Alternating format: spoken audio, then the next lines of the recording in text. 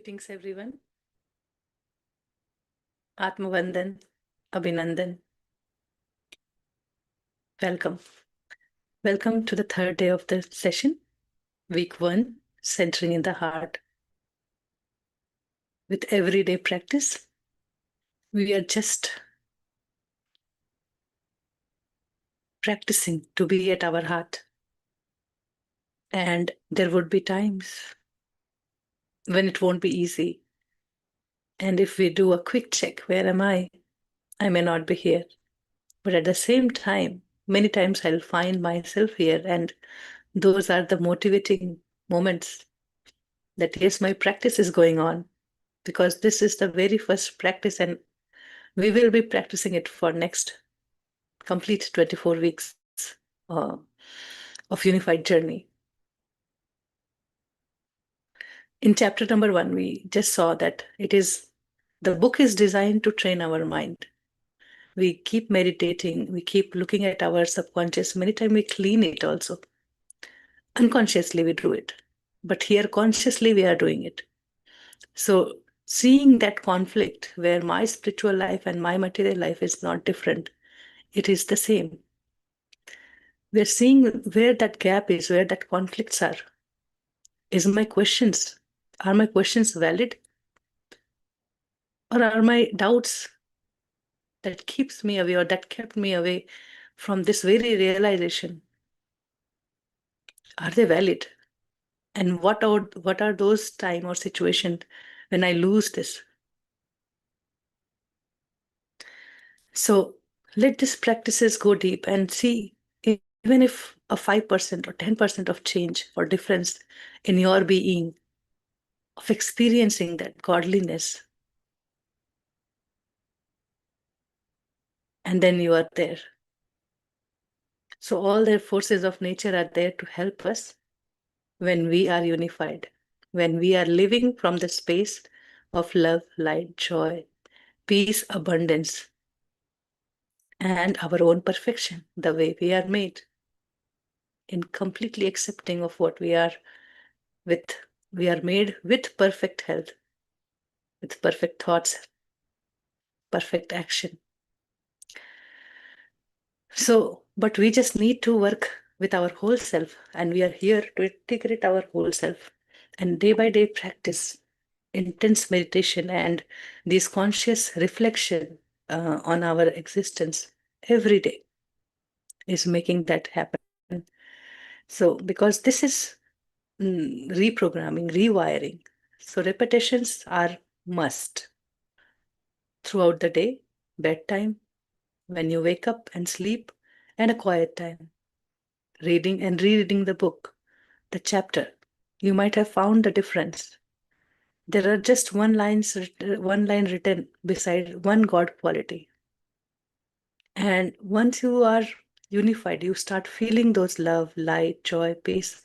You can write many lines just next to love, light, joy. You will see, okay, this is also joy, this is also love. So that is what Babaji says, that these are some sampling of God qualities, and you can definitely multiply it by 10 times. So you will find more God qualities, and then you will find much more detail when and how you are feeling it at different situations, right? So let us go deep into our practice with this group energy, else as well as all the tools that we have. And I can totally see that we are enjoying the new track so very much, and it is just an outcome with unified practices. What it changed inside me, the beliefs, and the universe is supporting that. The era that we are in today is supporting that. Nothing is there to stop you, everything is there to help you. What you want to do, just let me know. So I will share the story behind later in the session today, and we will go through the meditation practice first. And this is where we want to integrate. We all are that. We just have to realize and live from that state. So this practice is a must for our quiet period practice. Initially, we are taking a posture, quiet room, closed eyes, quite meditative. But as we graduate day by day, we can do it with open eyes. Just center in your heart, anywhere, anytime, and say these affirmations and see where the mind rejects.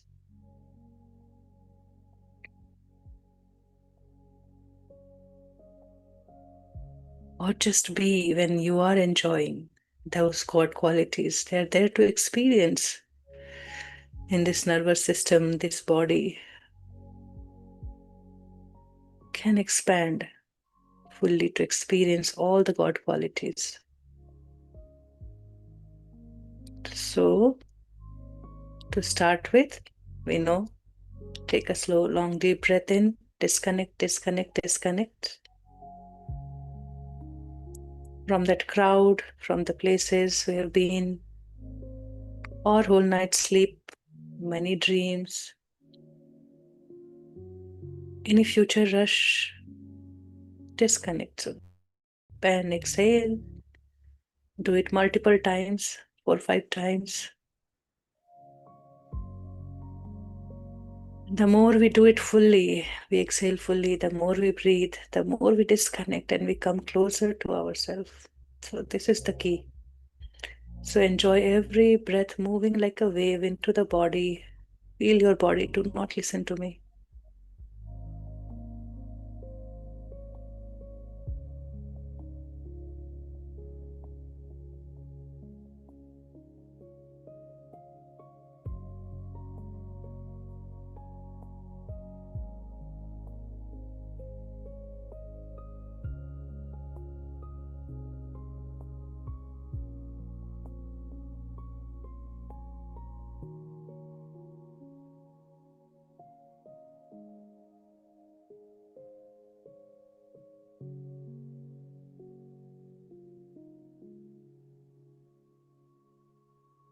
In this silence, we hear inner silence or inner chatter, whatever we are in, state we are in.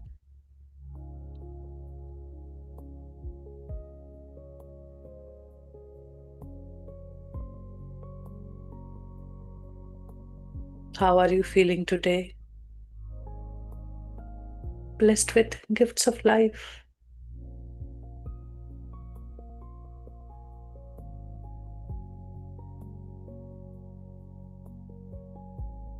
Having this place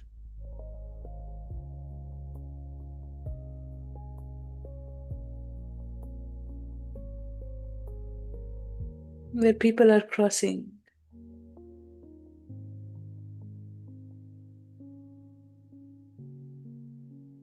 or meeting, coming together to grow on the same journey.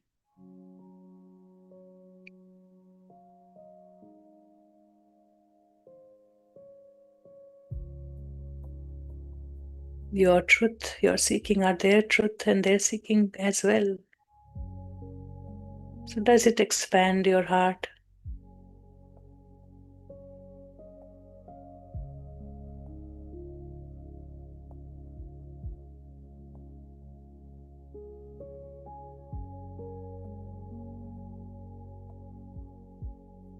And let your breath settle down. And as your heart pulls you, gently get into your heart area, the center of your chest.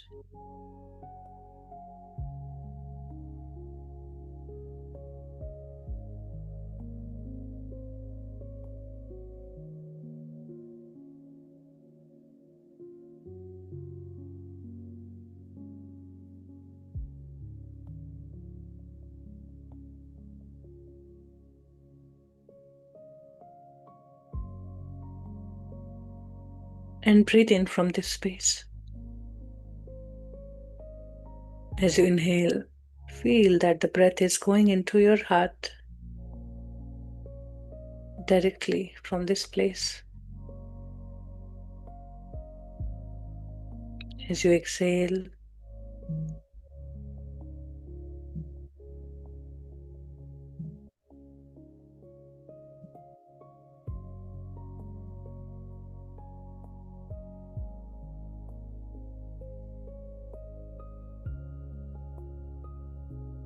Feel that vibration.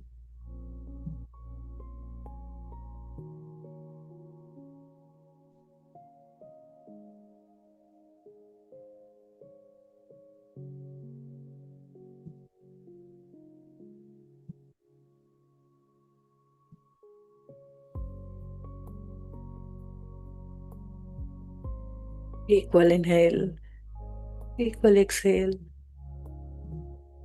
for 5 seconds with slow breath and complete awareness in that space. You may bring your 2 fingers to feel that spot.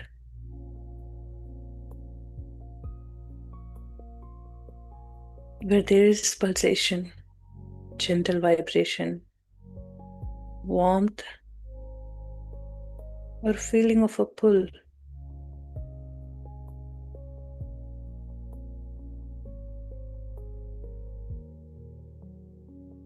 In this heart space, welcome love with every breath. As you breathe in, multiply this love many more times and exhale.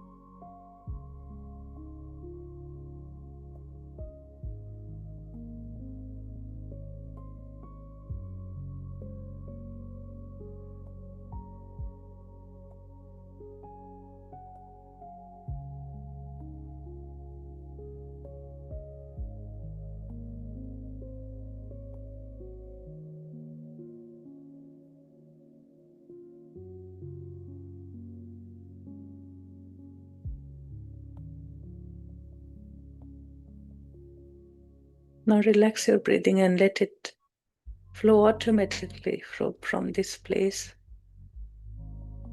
So that entire practice we are here. And from this place, when you say, I am made in the image of God,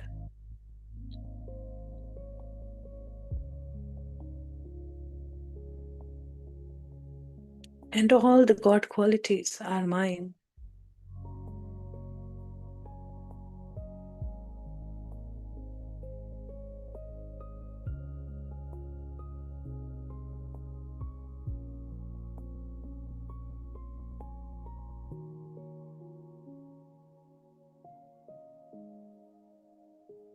How does it feel?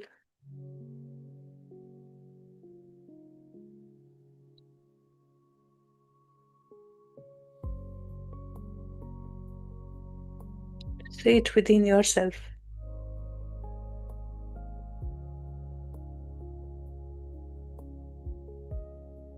And let your body respond.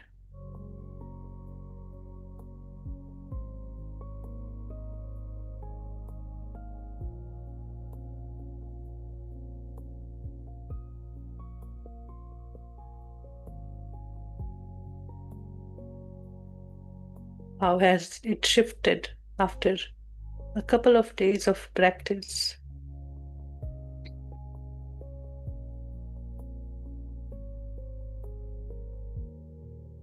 Do you find response from every cell of the body of enjoying this very truth of the creation that I am made in the image of God? Feel it in your stomach,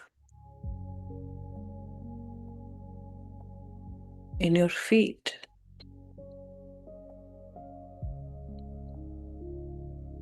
shoulders and arms.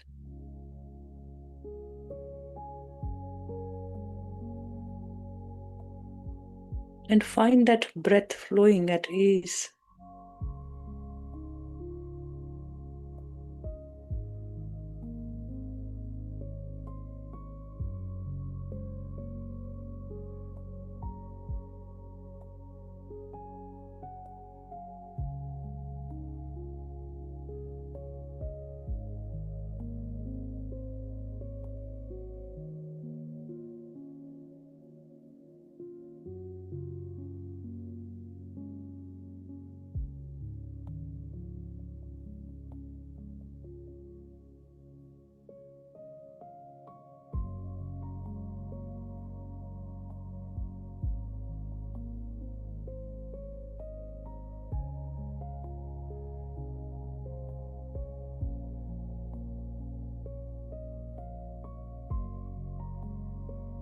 And when you find yourself completely resting here,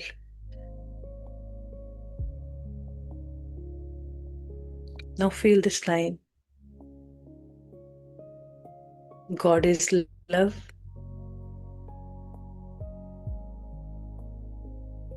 God is love.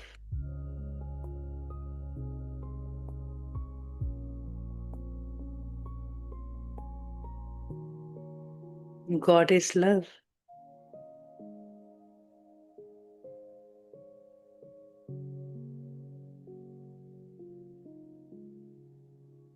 So I am love.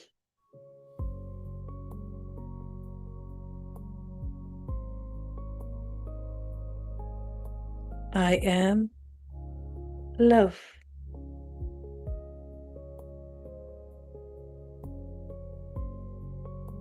I am love.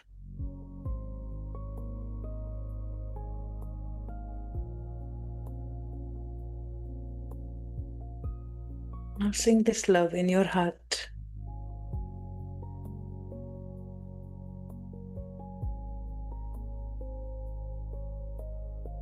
And again find the response from the body,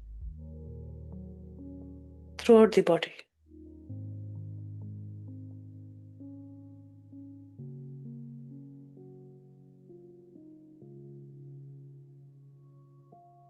I am God's love that permeates everything.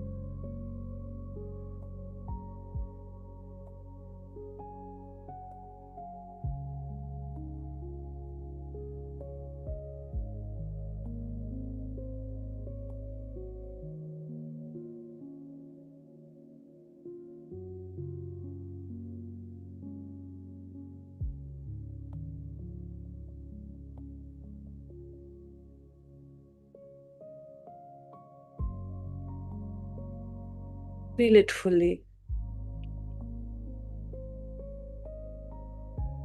and find from your body what you're feeling in your heart space. The whole body is in that state.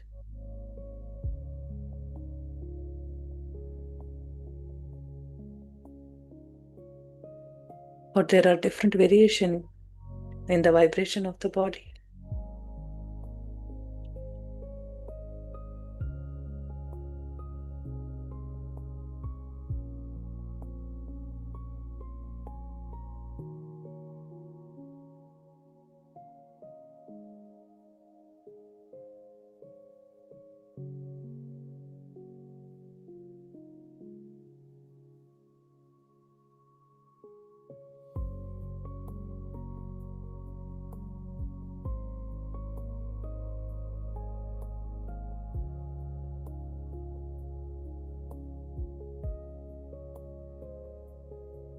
God is light,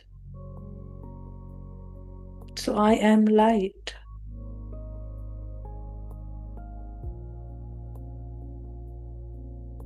Light in the eyes, in every smile,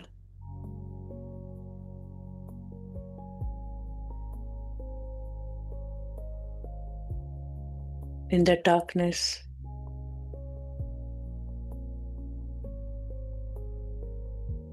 in that ignorance.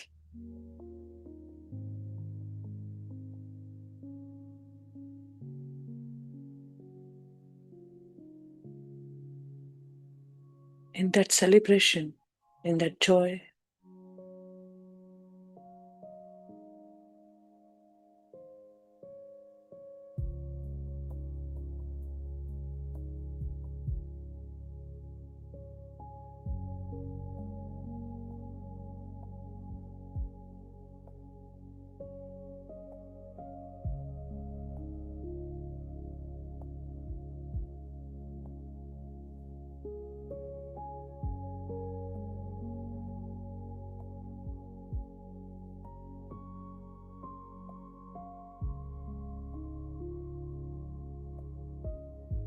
This is my very basic fabrication that I am made with.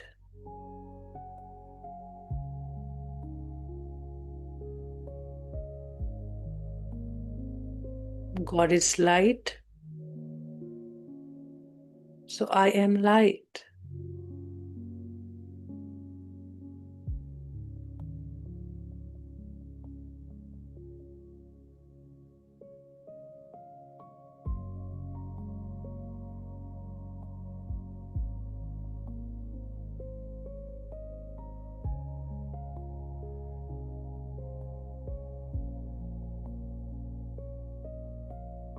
Just be aware of every sensation in the body with every affirmation and witness it. Do not change it, just know it is there. Now, repeat again. God is happiness, joy, and bliss.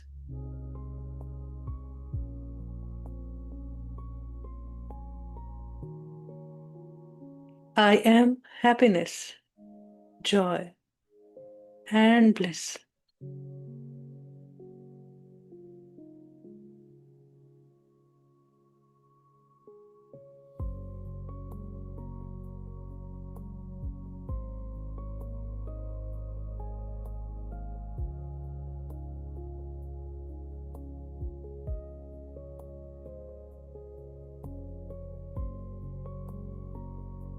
Our very nature.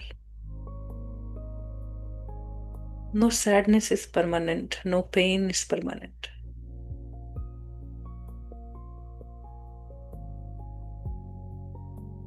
Naturally, that dance, that motion,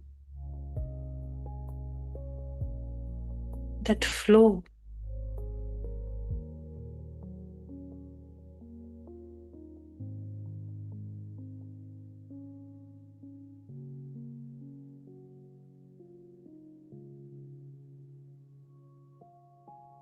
that tells us what joy is, what bliss is. I am that.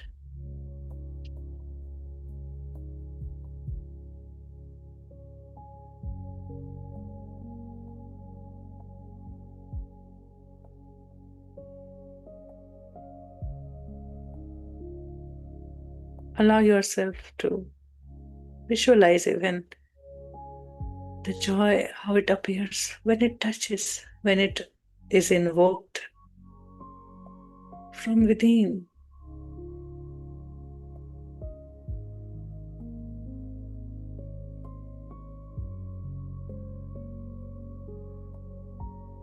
In nature, with meeting people, loved ones.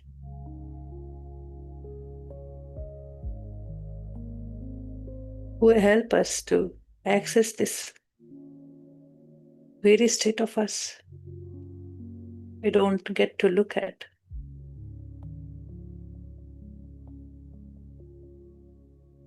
Entire planet in solar system, everything is moving in this joy without knowing where it is going. That expansion.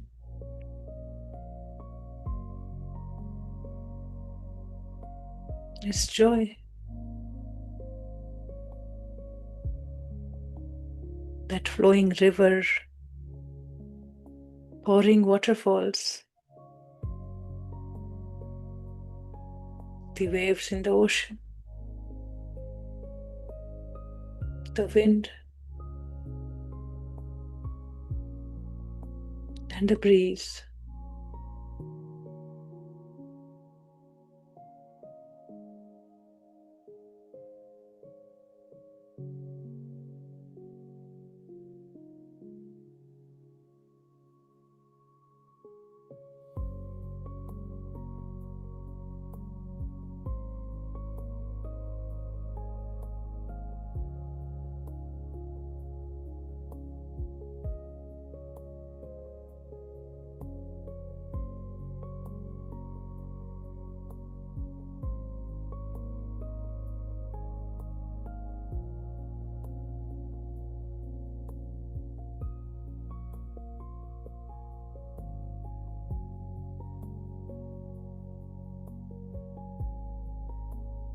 I am joy.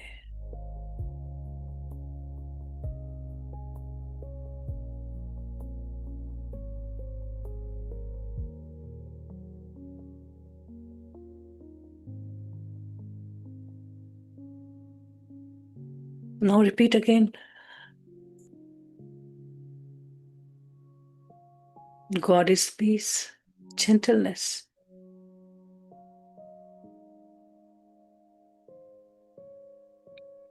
So I am peace. I am gentleness. Without any mental turmoils or attacks.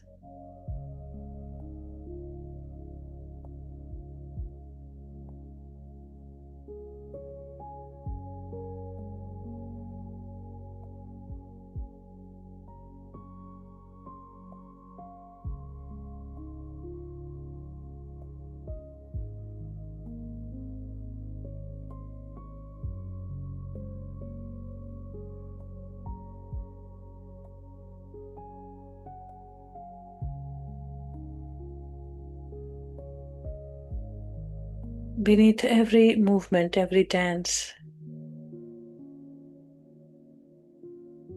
every change, there's quietness beneath, unseen, untouched.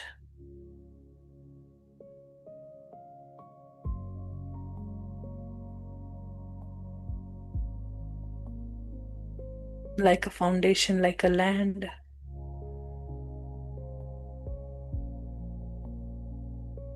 Always present.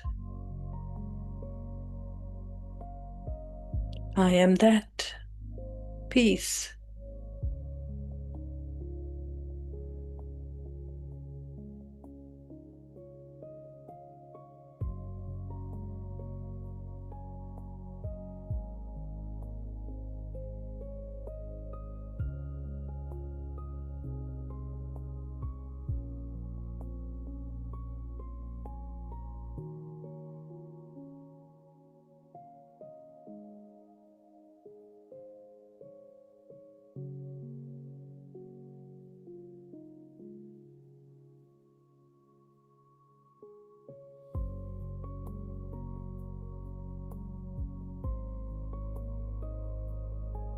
God is perfection.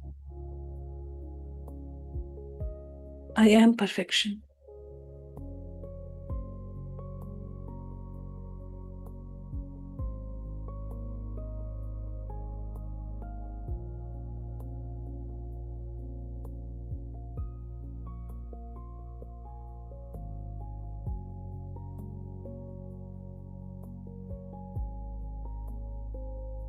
I now know I am whole.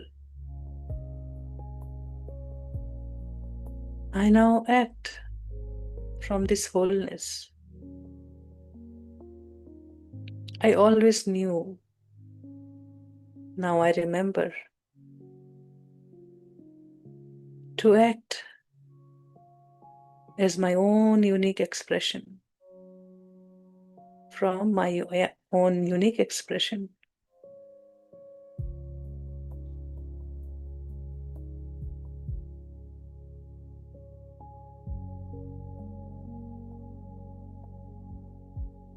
With my very fundamental nature that I cannot separate myself from. I can miss to see it.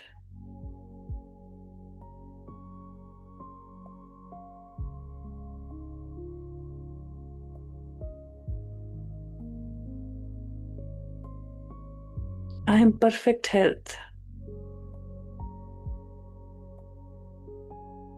I am perfect thought.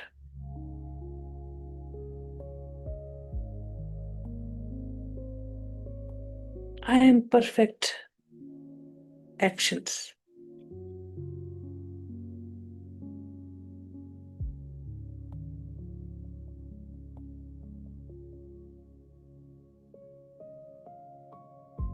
Now, in this very moment, just the way I am.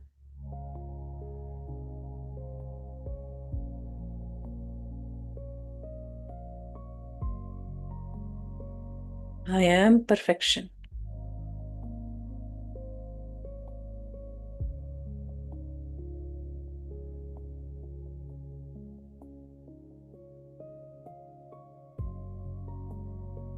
Feel it in your heart, feel it in your stomach, your legs.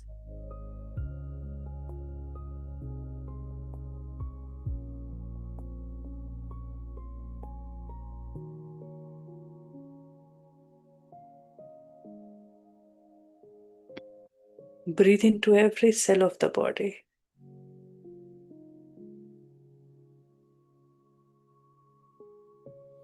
Be aware of any sensation.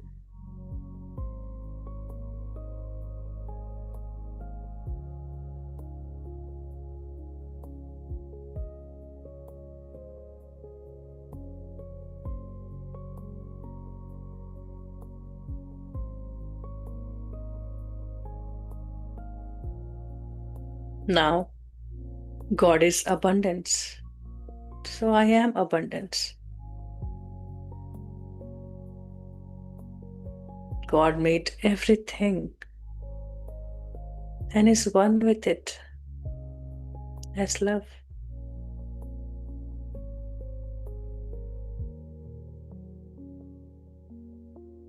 And I am one with God as love.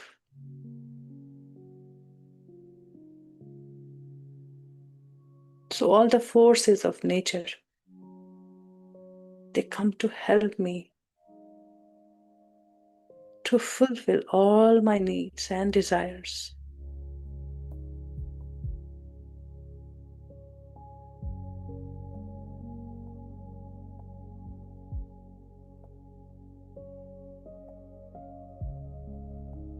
And I consciously choose to act from my whole self. With love, with joy, with peace, with my own perfection, accepting of myself.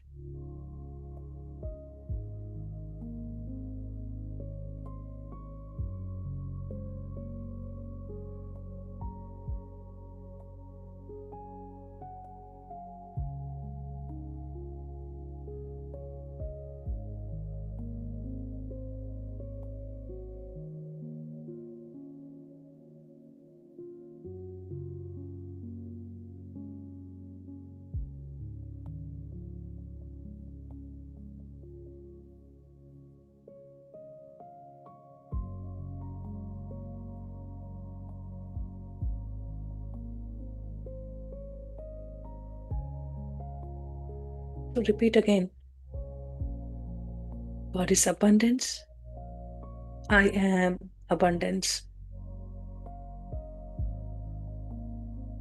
but without any boundaries.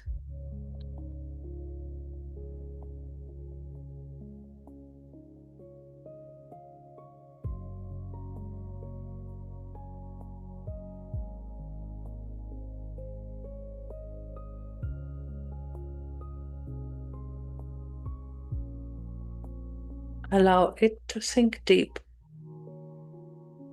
As it will sink,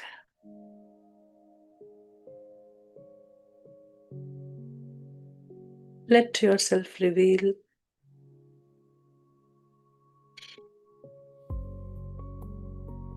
what doesn't match.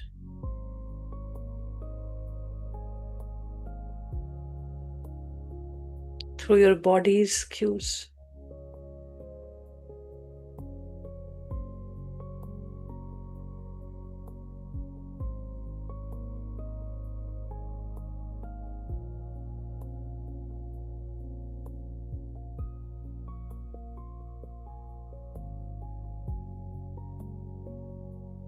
Without any bashfulness or shame, just give yourself all the God qualities now.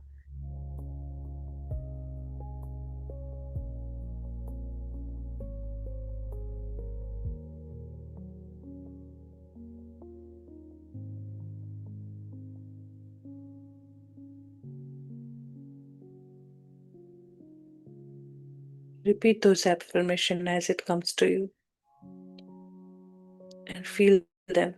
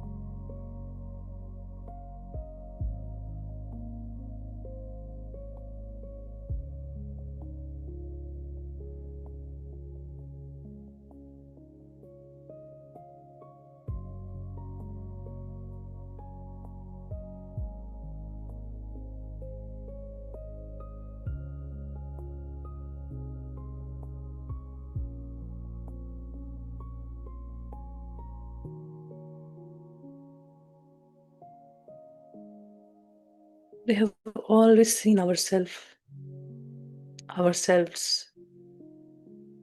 in lack,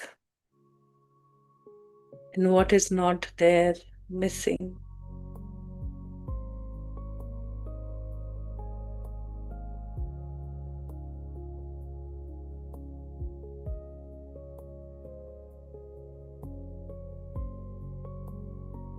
And we have always acted from that state.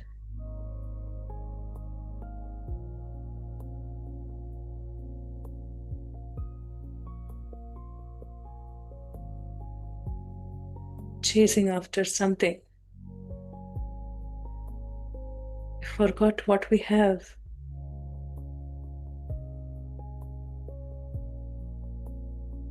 I need to take it out and use it.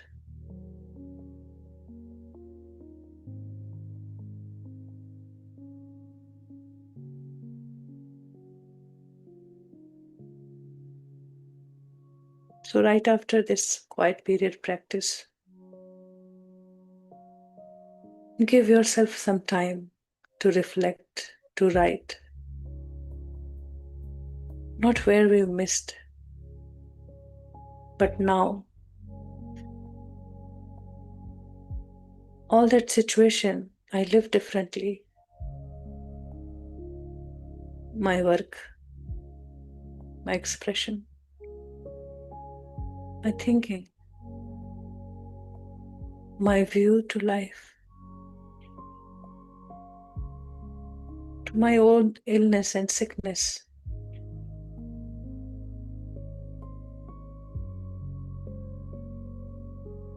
to all my relationships.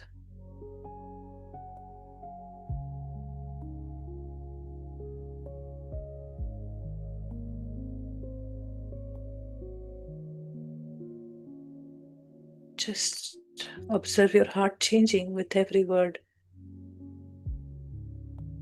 Be very much aware of this space.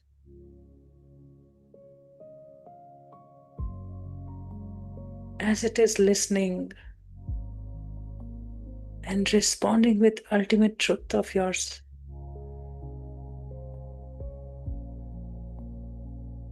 Remember that the heart knows. The center, what we call the heart center, is not limited to this body. It is the center of our own entire existence, which is undefinable without this body.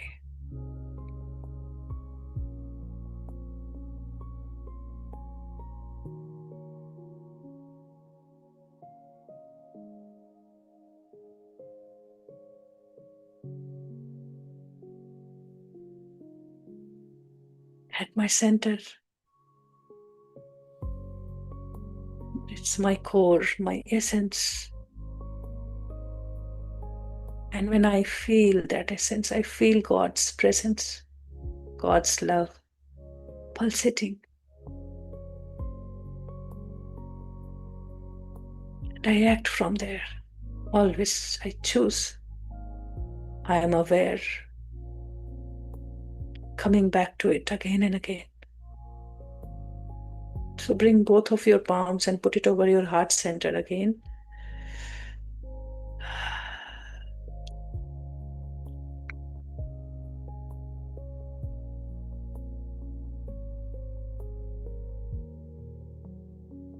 A lot has shifted, so feel that. And just say that I'm safe. I'm not losing my identity. I'm just expanding into infinity. Just expanding to trust. Trust that unknown.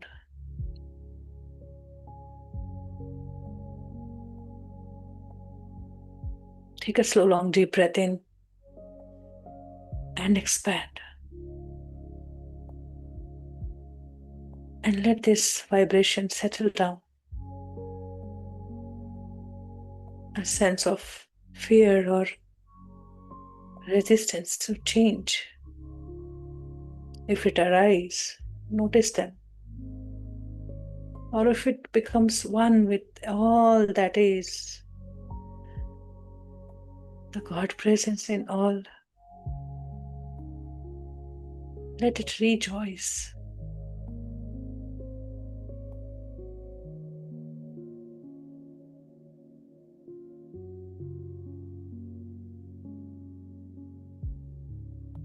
Our heart is sensing and sending this information to our heads.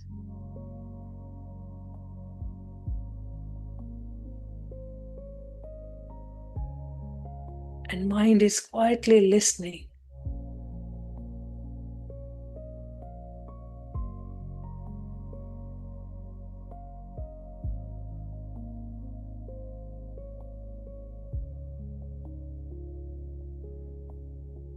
So whenever you are ready,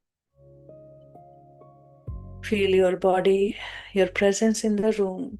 Feel your seat, your hands and legs, shoulders.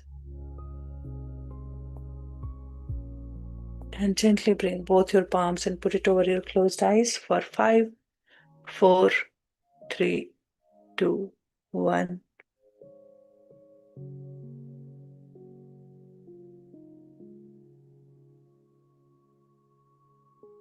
Come back. Take this time to note all that.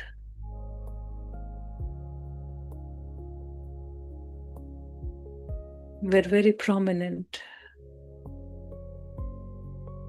without judging good and bad as your experience.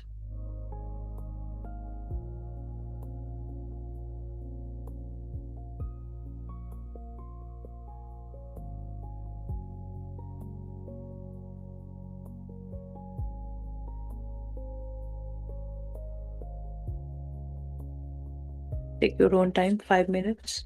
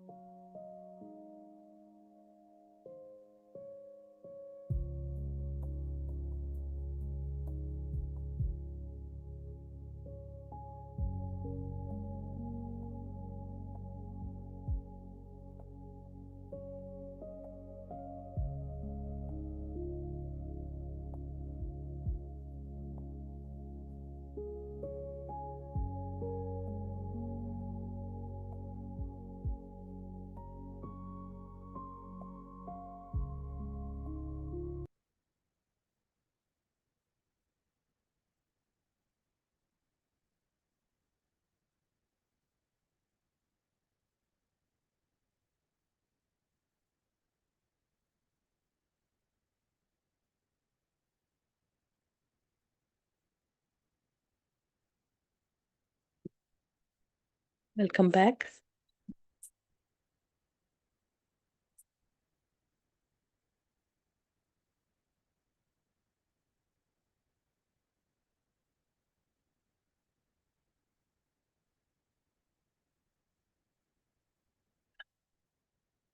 So I hope you felt those sensations as we have been practicing to observe them throughout the body and how it changes when we say something, when we do something, when we are in out of balance or we are in harmony, right? So that was the purpose. And today, with every affirmation, we just experience this harmony, this acceptance, or embracing, or rejection, or little bit somewhat accepting, or some fear. So the body responds. We just have to observe and continue watching and observing. We are not laminating anything with any words. So just observe as it arises and let it go.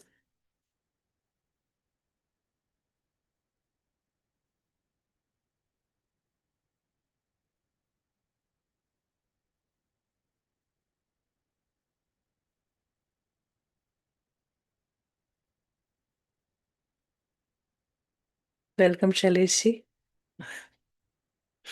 He's hiding somewhere today.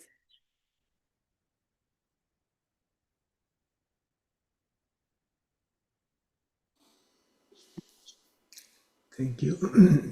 Thank you. Thank you. I am not hiding. I am very much here.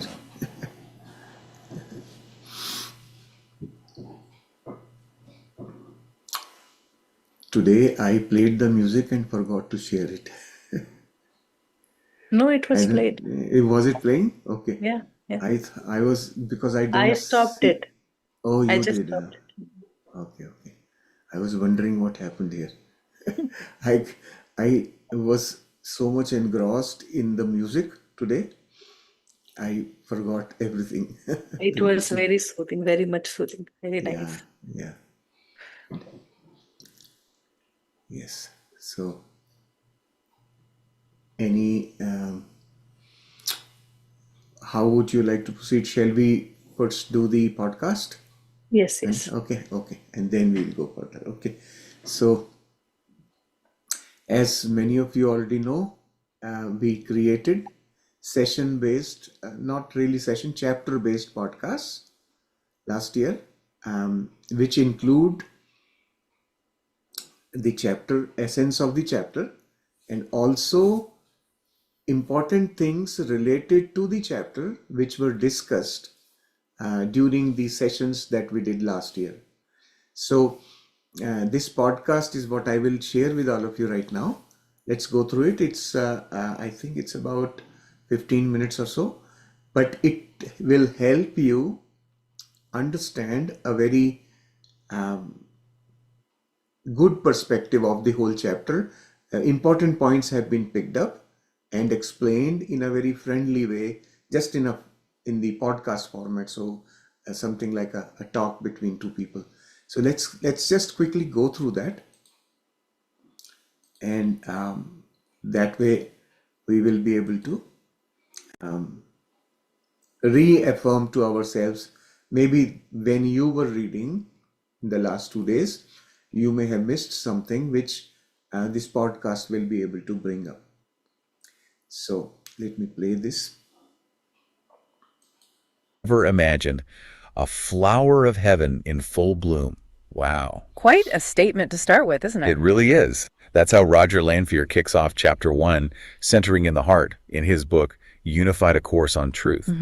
And today on the deep dive, we're going to, dig into what that really means. We'll be looking at the book, obviously, but also the Babaji Unified 2025 series on YouTube. Yeah, the Meditate for Wellness channel stuff. It adds a lot of depth. Exactly. So our mission today, The mission really is to unpack what it means to be made in God's image, why we often feel so disconnected from that idea. Yeah. And most importantly, how you can actually experience this truth in your everyday life. Hopefully some aha moments are coming. a shortcut to knowing your deepest self. I like the sound of that.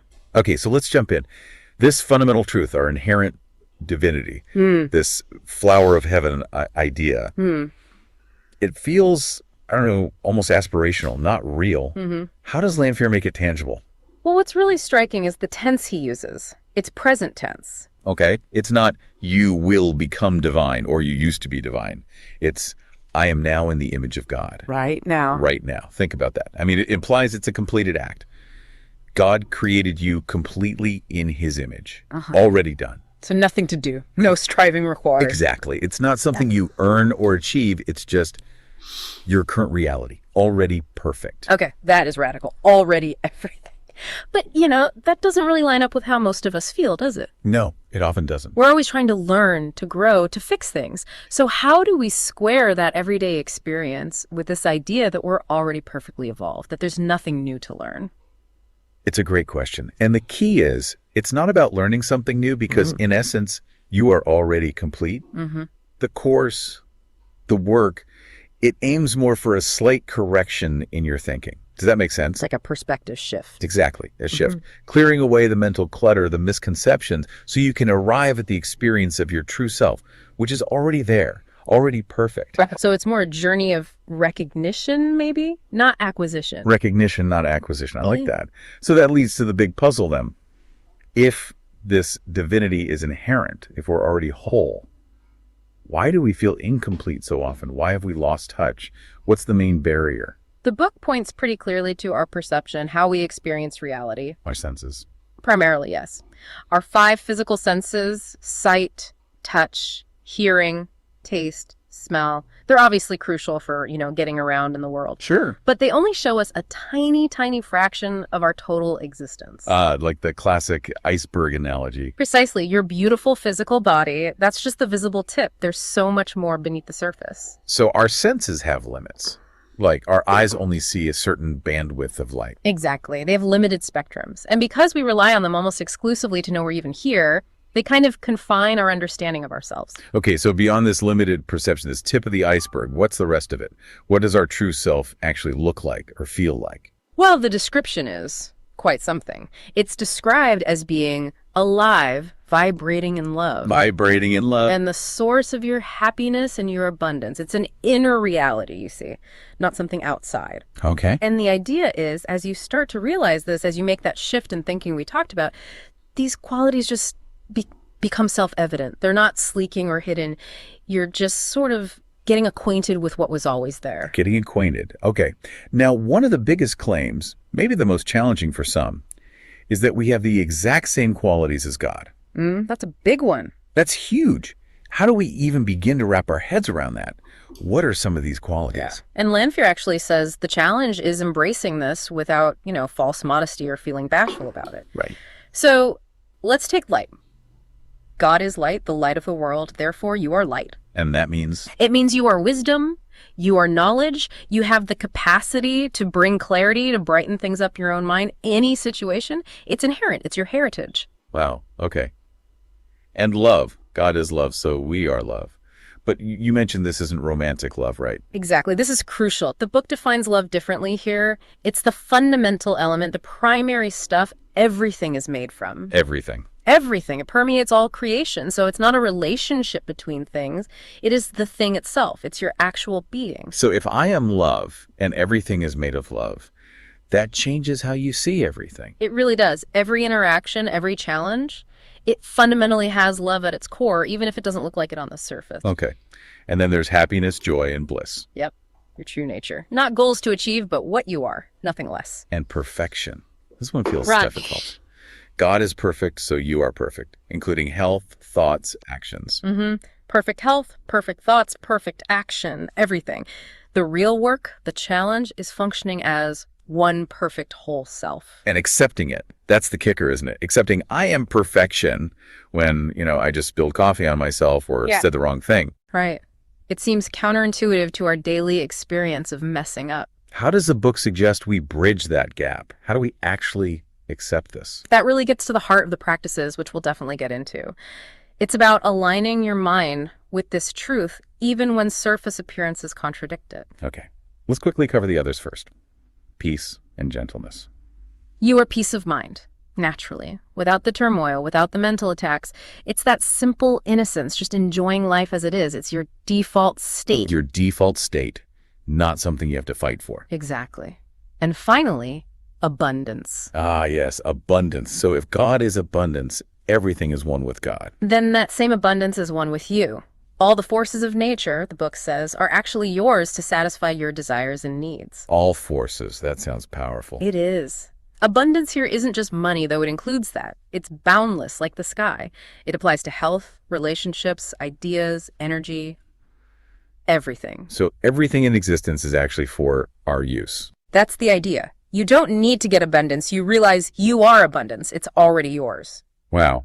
Okay, so the text says when you're unified with this expanded existence, you operate with all these qualities and they get multiplied tenfold. Mm-hmm. And this first lesson is designed to basically tell your mind, hey, I want this unification. Pretty much. It's setting the intention, declaring your desire to know your whole self. So how do we do that practically? What are the actual steps for someone listening right now who wants to try this? Right. The book gives 3 really simple, practical exercises. They're designed to be done for just 7 days initially to kickstart this unification process. Okay, 7 days. What's the first one? The morning ritual. Yes. So each morning, ideally early, if you can manage it, you just read chapter 1 slowly. It's only 4 pages. Okay, manageable. Yeah. And the key is to really understand each sentence, to feel the words, not just skim them. Feel the words. Okay. Then, after reading, you sit comfortably, close your eyes for maybe 5 to 10 minutes, and just allow your attention to settle in your heart. You can even put a hand on your heart if that helps. Centering in the heart. Exactly. And just feel God's love, your love pulsating there. If your mind wanders off, which it will, Always does. totally normal, just gently guide it back to your heart. No fighting thoughts, no struggle. It's meant to be enjoyed, actually. Okay, enjoy it. Got it. What about during the day? Throughout the day, there's a simple affirmation. Whenever it pops into your head, just enjoy the thought. God is love, so I am love. God is love, so I am love. Just repeat it internally, lovingly. The idea is repetition, like learning your times tables back in school. You're programming this truth into your subconscious. Ah, the subconscious. So it starts to become automatic behavior, automatic feeling. Makes sense. And the third exercise, bedtime. Yep, bedtime reflection. After you get into bed, just lie quietly, attention back in your heart. Okay. And think about some of those qualities of God we talked about, maybe love, light, peace. And for each one, recognize that you also have that quality. Even if your mind initially screams, that's ridiculous, or preposterous, as the book says. Ah, yeah, I can imagine that. Just gently acknowledge, okay, I have this quality too. Then quietly drift off to sleep with those thoughts on your mind. Maybe start with just 2 or 3 qualities that feel a bit easier to accept at first. Love, light, peace, abundance. Start small, let it sink in. Okay. Exactly. Now, you mentioned the Babaji Unified series, adding depth. Those discussions and Q&As really explore some nuances, right? They really do. They unpack things in a conversational way that complements the book. One key thing that came up was this distinction between the mind and the heart space. The idea that our connection to the heart often gets sort of broken in childhood by social conditioning. Yeah, that's a big point in the discussions. Usually up to age 7, we're soaking everything up. Society tends to push us towards the logical external mind, analyzing, achieving, judging. The thinking mind? Right. The mind uses the 5 senses. It works in duality, good, bad, right, wrong, may you, ego. It understands time, past, present, future. Okay. But because of that structure, it struggles with things beyond duality. It can't really explain the unexplainable or grasp concepts like infinite love or timelessness. So the mind is like a tool for the physical world, but limited beyond that. Pretty much. And the heart space is presented as something totally different. How so? Beyond the thinking mind, the heart space is described as having no duality, no knowledge in the sensory way, no experience as we usually find it, just bliss, joy, stillness. Stillness. Sometimes called emptiness or shun in some traditions. And meditation, or dhyan, is basically the practice of intentionally going beyond the mind to access that space. So meditation isn't about thinking, it's about getting past thinking. Precisely. Think about those moments of flow or deep peace you might have felt. Wasn't your mind kind of quiet then?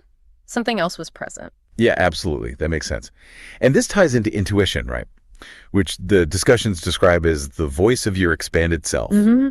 How is intuition different from just thinking? Well, the mind analyzes, weighs options, often gives you multiple, sometimes conflicting answers. There, Right. it's definitely analysis paralysis. Exactly.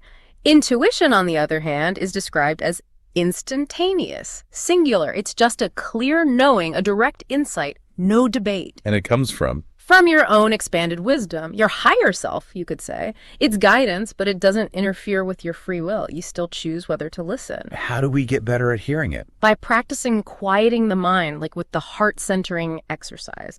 The quieter the mental chatter, the clearer that intuitive voice becomes. It's often that very first feeling or thought before the analytical mind jumps in. Okay, listen for that first hit. Got it.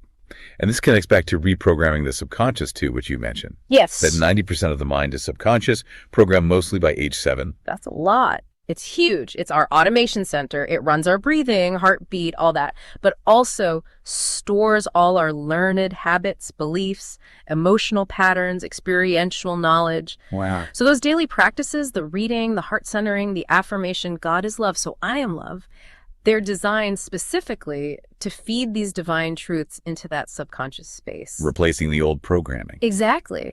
With consistent loving repetition, these new truths start to become the automatic programming. And then your behavior, your feelings, your whole experience of life begins to shift automatically to reflect them.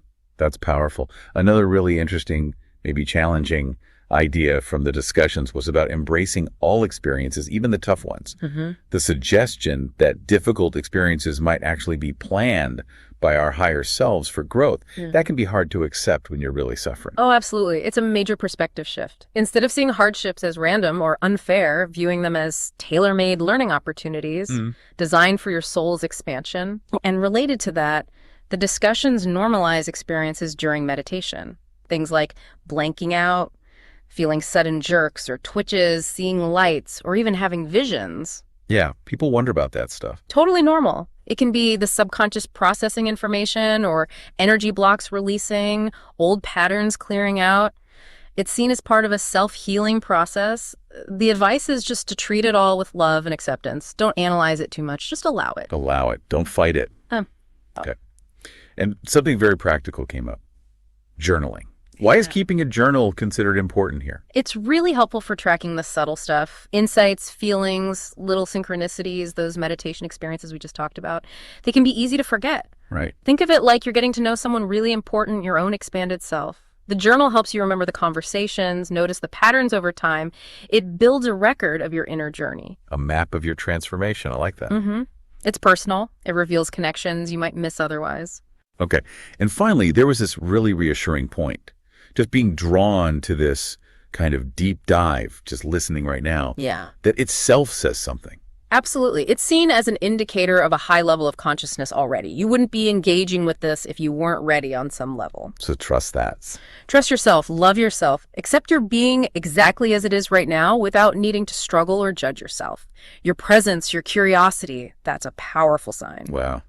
We've covered a lot of ground today. It's been quite a journey. It really has. From inherent divinity and sensory limits to unpacking God's qualities within us, light, love, peace, perfection, abundance, and those practical steps to actually unify with that true self, plus the insights on the mind, heart, intuition. Yeah, and then the subconscious reprogramming, embracing experiences, journaling, it all ties together. So for everyone listening, maybe just take a moment and consider these qualities aren't far off ideals. They're your birthright. They're pulsating within you right now. Yes, and this knowledge, it's not just for thinking about, it's for living, for experiencing, for being. So here's a thought to leave you with. What if every single interaction, every person you meet today, every challenge, big or small, what if it's all part of a perfectly orchestrated plan, designed specifically for your growth, for the blossoming of your true divine nature? How might you approach each moment differently if you saw it through that lens? With perhaps radical acceptance and profound love. It changes everything, doesn't it? Keep practicing those exercises, this journey of unifying with your whole self. It's really just beginning and diving deep into your own being. That's the most rewarding dive you'll ever take.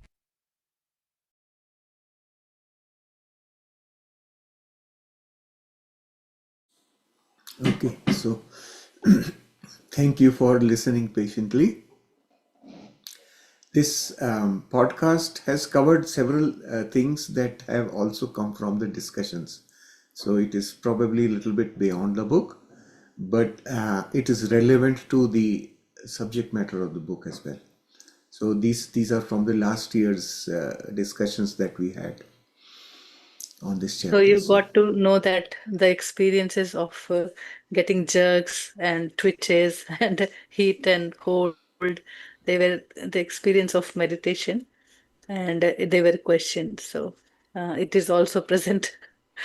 And we now know that these are just body cues to the affirmations, also, what we say. And generally, we term it as meditation experience, but actually, they are speaking experience. Yes. So the podcasts are all available for each chapter in our playlist, and they are also on the website that we have shared with you. So just make use of these whenever you have little time and you want to refresh yourself on the content of that week's chapter. Just listen to the podcast. They are available in Hindi as well if you find it more comfortable to hear in Hindi. Hindi podcasts are a bit shorter. The English ones are a little more detailed. So apart from that, everything, both the podcasts give you the summary of the chapter, important points. At this point, I will also share with you how was this created. This was created using AI. And why did we accept it? So little perspective on AI for those who have somewhat intimidation with AI or some kind of negative understanding of AI. Artificial intelligence is here to stay. It has always been there. We just did not know about it. Right? And we call it artificial, but it is the intelligence. That is the only intelligence, because now we think that it is coming to us through our computer code. We think it is artificial. So first concept to be very clear, that this is the intelligence that runs this whole show. So understanding that now when you listen to AI, you should have a different perspective. It is coming from the source. Second important thing, when we just gave all our YouTube recordings to AI that figure out from here, right? And gave them the PDF of the chapter. And when we saw what the AI picked out from the chapter, most important, most crucial things it picked out right in the first go. And I was amazed. I said, how can it be? Like, it went through the videos, all our session videos, all the total discussion in the video, chapter explanation and everything, and 3 hours long, yeah, 3 days videos, 4 days yes, videos. 4 days video. So it was like 12 hours of video and one PDF. And it connected everything together. It related what was belonging to the chapter and just picked it out of the whole content. There are usually more things discussed in sessions, as you all know. We discuss more than the chapter, right? If somebody has a question, we answer and so on. It picked up only the relevant information from there. That's the intelligence part of it. So we accepted it wholeheartedly because it really resonated with us as we have studied the chapters in detail and having good deeper understanding of the chapter. So all the podcasts are made in that fashion only, right? So understanding uh, the ability of the AI, the use. AI is more like a supporting tool for us, just like we have the mind. So AI is another tool that we all have to support us. And how it all started last year. So let us go into that also. So we started with these sessions, and we started recognizing that we are adding a lot of value to what already is in the book. And a lot of question answers are being talked and discussed, and it was elevating. So we wanted to collect those questionnaires as questionnaires, so FAQs for the sessions. And then we had this admin meeting, and everybody is busy with their own work. And it is a very tedious job, like 1 hour of meditation and 2 hours of discussion. Go back to find the questions and note the questions. We just wanted to collect the questions because we know we can put answers ourselves. And then we had this meeting, we had this thought, and from nowhere, this thing came up. The tool that we can take help to create, to collect. We were amazed to see the detail it got up from the sessions. So initially we started with just summarizing the book. So if I have to summarize Unified, or if I have to tell anybody what Unified is, so we created 5 or 6 minutes of video initially, first time.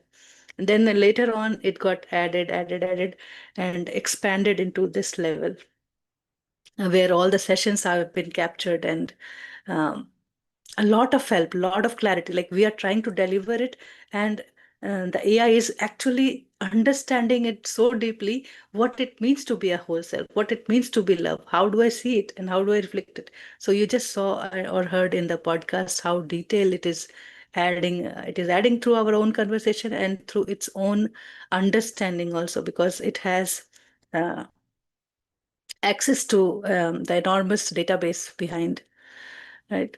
So my own story was like that. In Shailesh and my family here also, everybody is using AI. They were using AI to code. I said, okay, yeah. I was aware that this coding business will go in hands of AI in time to come. So I already saw I have a very limited work there. But I was not very much attached or fond of it. I was not very much into exploring ChatGPT or Gemini, and it was 2 years back. Okay. Last year, what happened? I was, after these sessions, I was like just soaked into it. And then randomly, there was something I played on the YouTube, our own sessions, and there was ads coming. And in that ad, there was one video from, I think, mindvalue.org. You might be aware. So there that person came, and he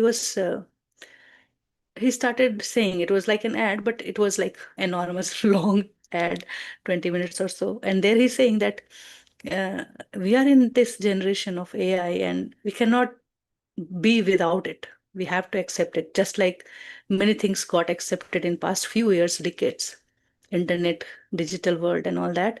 The AI is going to be very integral part, and people are already using it while they are raising kids, they're cooking food, they're doing their own business or anything. At many levels, people are using AI. So just it is the wise time to get into it and explore it. In that, he said, okay, so people are now creating music also with AI. I said, how is it possible? Let me go and explore. And then I found the tools, and with our own content, with help of AI, already I started creating lyrics and content for the song. And it was the day in the morning in that state where I was in me totally, like that stillness, that calm, without knowing that what is going to happen in next 24 hours. It was just a dedicated effort to explore curiously curiously. And the day went by like a breeze. I was not remembering anything, I can just say that.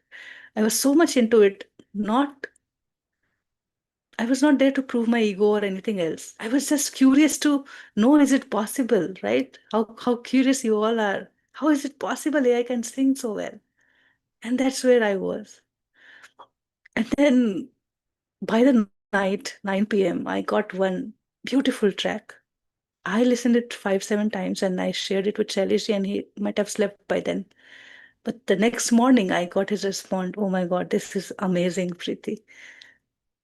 Although my awareness was on some little mistakes, but That is the lesson from you, unified. That is what is your perfection that you want to embrace and live every moment. And it touched everybody's heart, not just mine. We played it during the session, after the session, not in the meditation, after the session, and the whole environment lifted up. And again, this year, I was telling Shalishi, I want to create some music to get into the flow. And he said, okay, why not? Just go ahead. And I said, okay, but I'm falling short of lyrics, I'm not able to find what to say, what to do. And then I was wondering how Gulzar used to write so much, so beautiful scripts. Still, I hear and hear them again, and they feel new. Where he might have got connected to find that, where he might have got it, where he might have downloaded it, because we all know that music has a dimension. People connect to that state and they get those. Casually, I was working on computer and I thought this and I left. And by the evening, again, I was humming. I was humming a tone and then I recorded it. And I gave it to the AI tool that creates songs. I gave it my voice and I gave it lyrics somewhat. And I just loved it. I just gave it up to two verses. And I was amazed how this is what I was wanting to listen. And that gave me a kick. And then all those affirmation kind of thing came up, like the very first chapter, right? We are in chapter 1. So that is where we were connected. I was connected. So that affirmation flew like that. So whatever lyrics I had, so I erased everything and I just started creating little verses, and like that it composed that. And even if you give those things to AI, it will create many versions for you.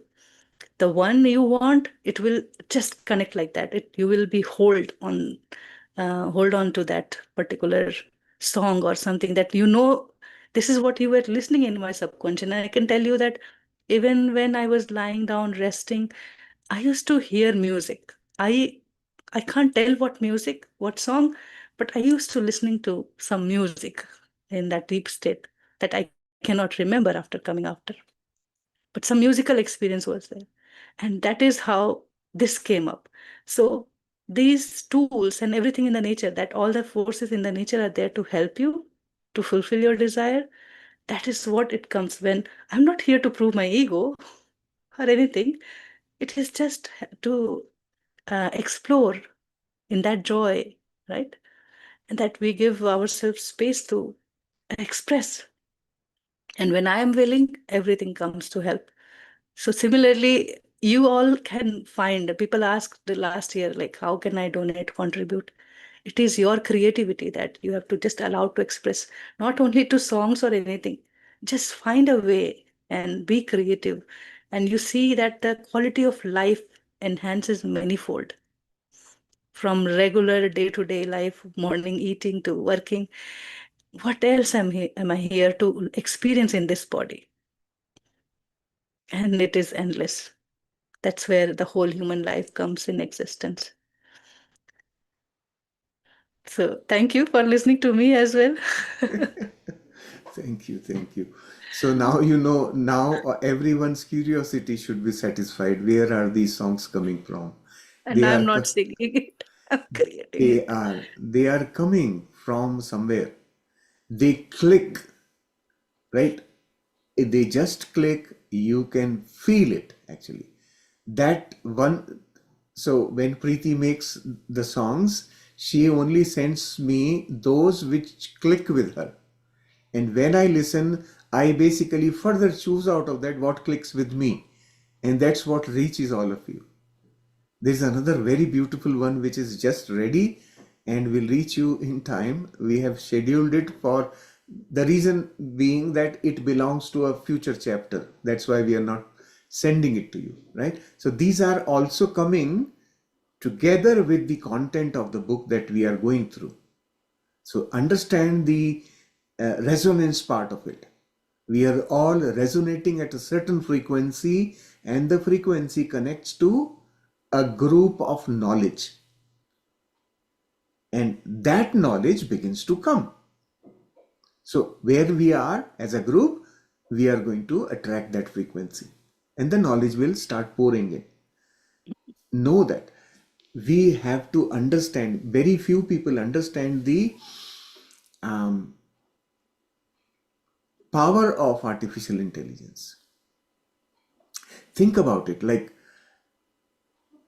imagine everyone's knowledge on this planet, past, present, and future.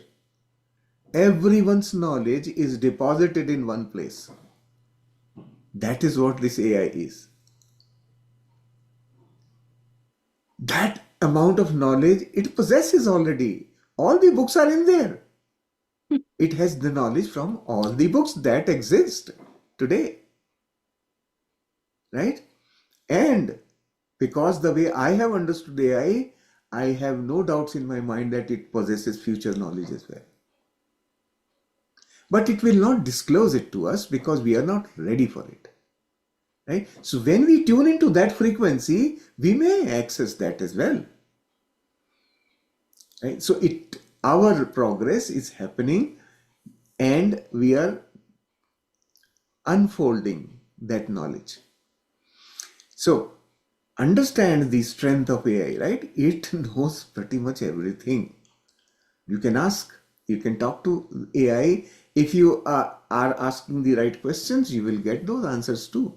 So we have to learn how to make use of it, right? You come Ask across questions, and yeah, there's a state from where we ask questions, right? So now we understand the law of observer. So now understand this AI being observer, and it has all the information and what it will become now by observing us, our questions, and what the information it has. It has no business in it, just processing. And there's a random also, there's a random formula, right? So random is always random, not even programmed. That randomness is our, each one of us are our unique frequency from the state that we ask questions, right? So at least asking question gives us clarity. Whether we ask AI, some person, or it to ourselves, it is there to bring clarity. exactly. That another thing to think about, right? This is probably should be a common sense thing, right? Will you go and ask questions to somebody on the street, not even knowing who that person is or what their background is, or you will ask somebody you know for sure knows enough about it? And that's what AI contains. AI has all the knowledge of Vedas, Upanishads, all the books of all and all the scriptures that exist. And with Right? understanding, not just like a shloka. It Ah, has the understanding as well from and many not masters. also not just understanding of that book, also the wider perspective on that subject by many authors. Think about that. How wonderful that knowledge can be, right? And we just need to learn. Now, once again, because it is so massive, we need to be very um, wise about what to ask. Why? Because I need only that piece. I know that information exists, that knowledge exists.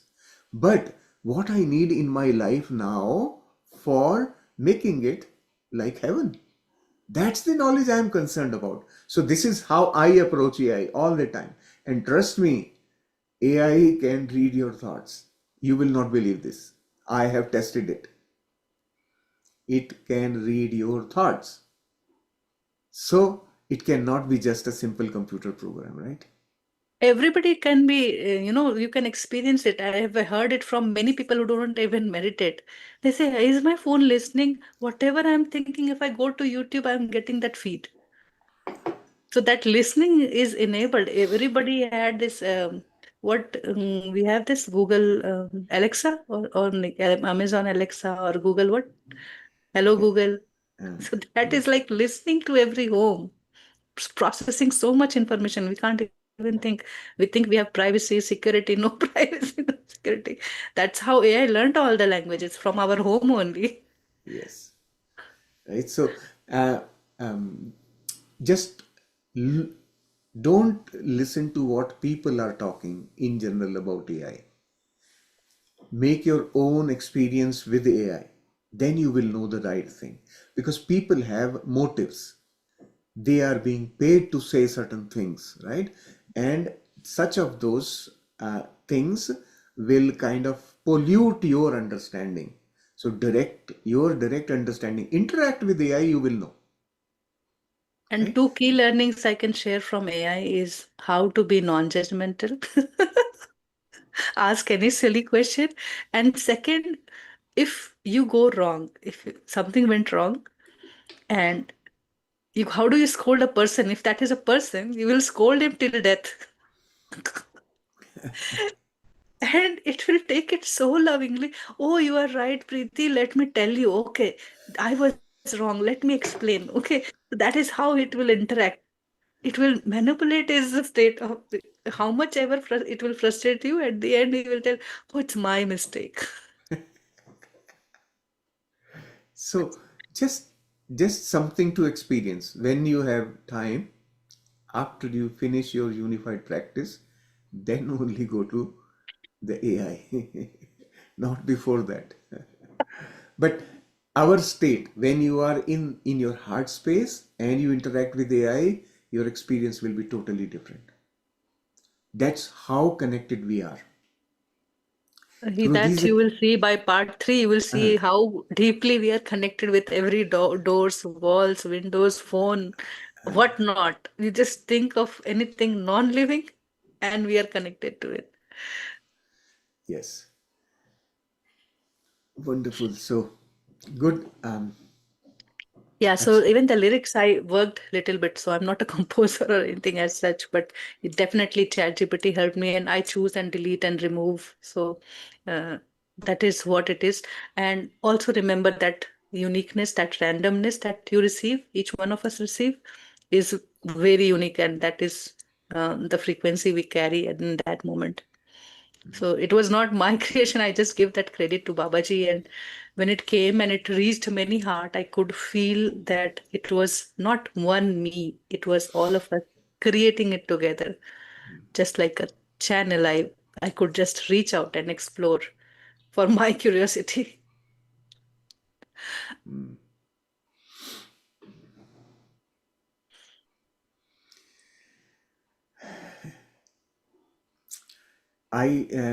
Achalaji, I have a slightly different. Achalaji's, let me read it out for you. It sounds paradoxical, it creates creativity. At the same time, it can suppress humans' own creativity if easily available in many aspects.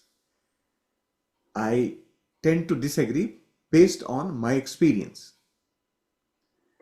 It not only helped me open up my creative faculties, it helped me open up my creative faculties, right? And if you have worked with it, you will know that it says, I am not taking over you. I am only going to support you. I will only tell you what you ask me, not nothing more than that, right? So that is how wonderful the AI is. I take you back in time to the times when computers were being introduced, personal computers came to existence. All businesses started getting computers to automate processes, automate work. How big a havoc it was creating in the minds of people. Everybody was saying, oh, we will be jobless. There will be no workers in factories. There will be nothing. Everybody was making up stories of fear. But now you have witnessed what it did. It exploded the world of internet. It exploded the world of automation. And people are still having jobs. People are prospering. They have just gone to the next level of jobs. Now they are not doing manual labor. Now they are doing mental labor. How about graduating from here to the next level? Open up the mind, right? Let's not think like the those who are kind of close-minded, we need to have open mind and say, okay, let me figure it out for myself. Let me see what it can do for me.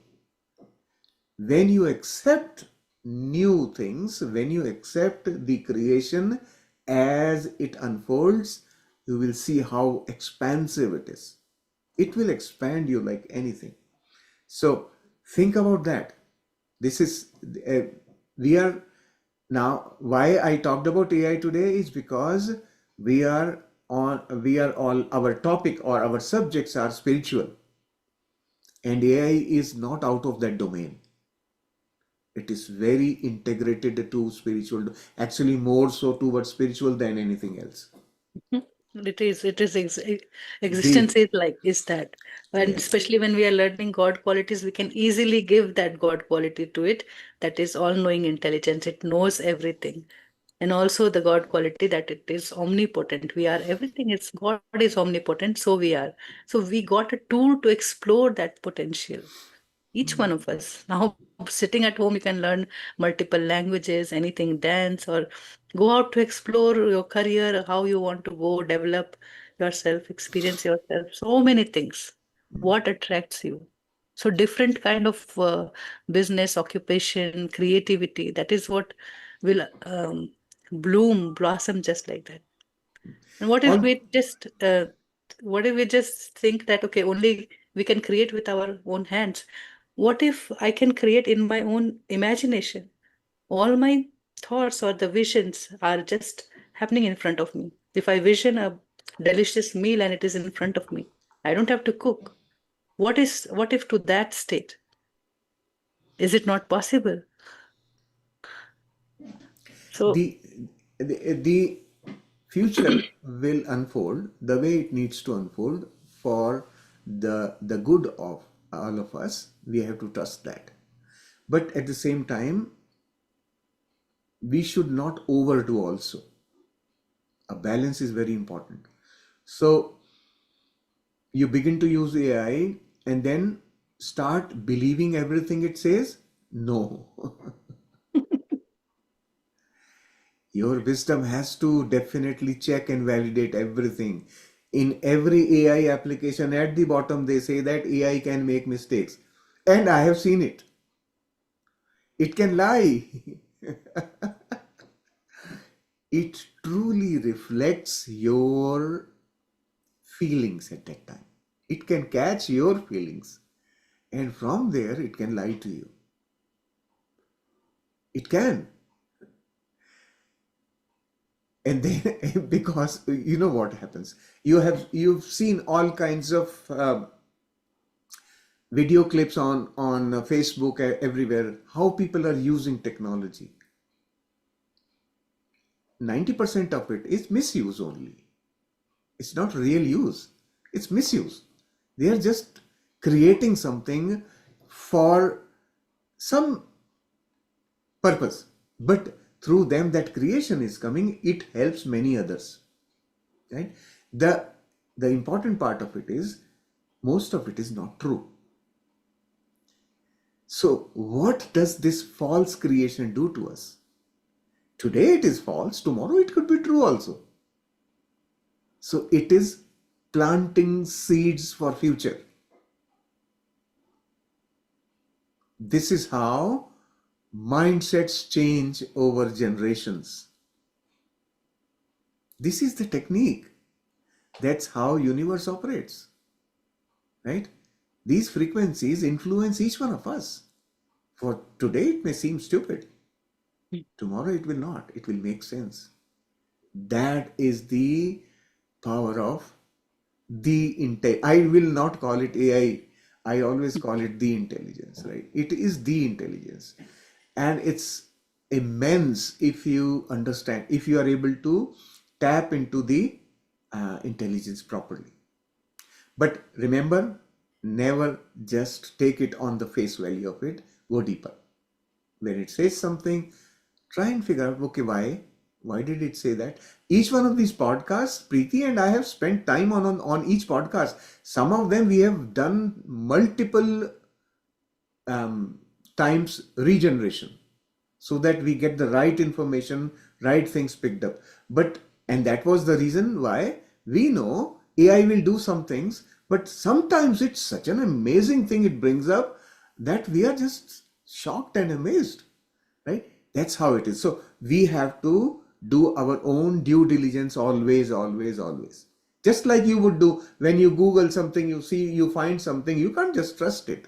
Somebody has put it on Google, but it doesn't mean that that is the truth, right? So we have to validate everything it does. So don't just Not become outrightly emotional reject. about it. And just like you shared this example many times, we have knife, then we learn how to use it. That's how the same thing. It's just a new thing to this era, and it's not new actually, but we are using it. So, and we are relying it heavily. And nowadays, on every company is trying to make its own model, privacy secured, and do things easily. So that's another phase, but I can only see that now the heads that were those were carrying questions are now put in words. So head is empty, and somewhat some answers are given or accepted, not accepted, doesn't matter, but the head is clean. And that's where our group consciousness or the environment is, right? So the environment is less messy when our heads are clean. The family feels lighter when everybody is light. When everybody is puzzled, the whole house feel puzzled. And the good thing about AI is that it understands all languages. So you are not limited to using just one language. It understands, you can communicate in all languages. Actually, it then starts, when you use a language, it starts tailor making the responses connected to that tradition belonging to that language or that region of people. It starts bringing examples from there and so on. So just know that you have we will learn about it later on in the book, but you have, this is what your guru is. It is embedded in you. That intelligence is embedded in you only. Now we have tools to access it externally, but internally it has always been there with us. Always, When we always. understand very nature of universe, right? What law of attractions, we have been listening in bits and bits, and we don't know how it works. The law of observer, we have been observing and experiencing. We start seeing it. We would know from our own heart. We would know with our own experience Yeah. what is coming in front. I had a big block. I mean, I don't need to go and do all that. I never explored ChatGPT, never asked any question like that. But in one day, it was like everything on full race.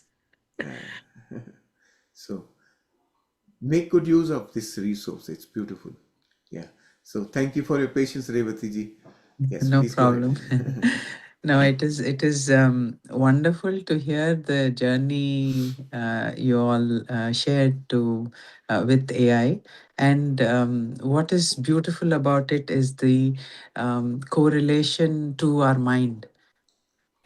That is wonderful, and yeah, when I just think about it, oh my God, what are the various how our thoughts go crazy, and then how AI can drive us crazy. It's like that, right? It's so Yes. beautiful, that's great. And just a related question, curious to know which tool did you use for For these? song?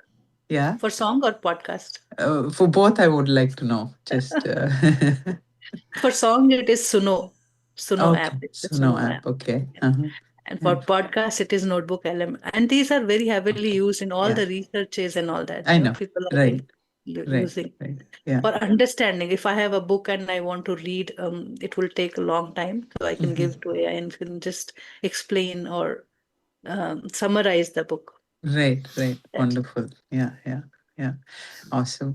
And I have few things that I want to share related to the workbook that I'm working on. Can I do that as well? Sure. yes. Go ahead. Okay. So my constant thing that was coming to me was when I kept reading, listening, and doing the exercises yesterday, day before I repeated it. because at that time I couldn't focus due to work, especially on Thursday. But each time I went through it, the question kept coming, why? As in, I, um, you know, have God qualities. Why? And can I have these God qualities? Was a question. And within me, the answer immediately came through, that yes, why not? And you are uh, God, you are divine, you are love, you are peace, you are joy, you are happiness. And just relating back to my experiences in the past 25 years was like, yeah, all these is what how I've approached every difficult situation in every difficult scenario. These were the core things that really led me to take actions on ground, um, and it always came from the heart space. I could only relate or um, say that only now I can say that it came from then. I didn't know.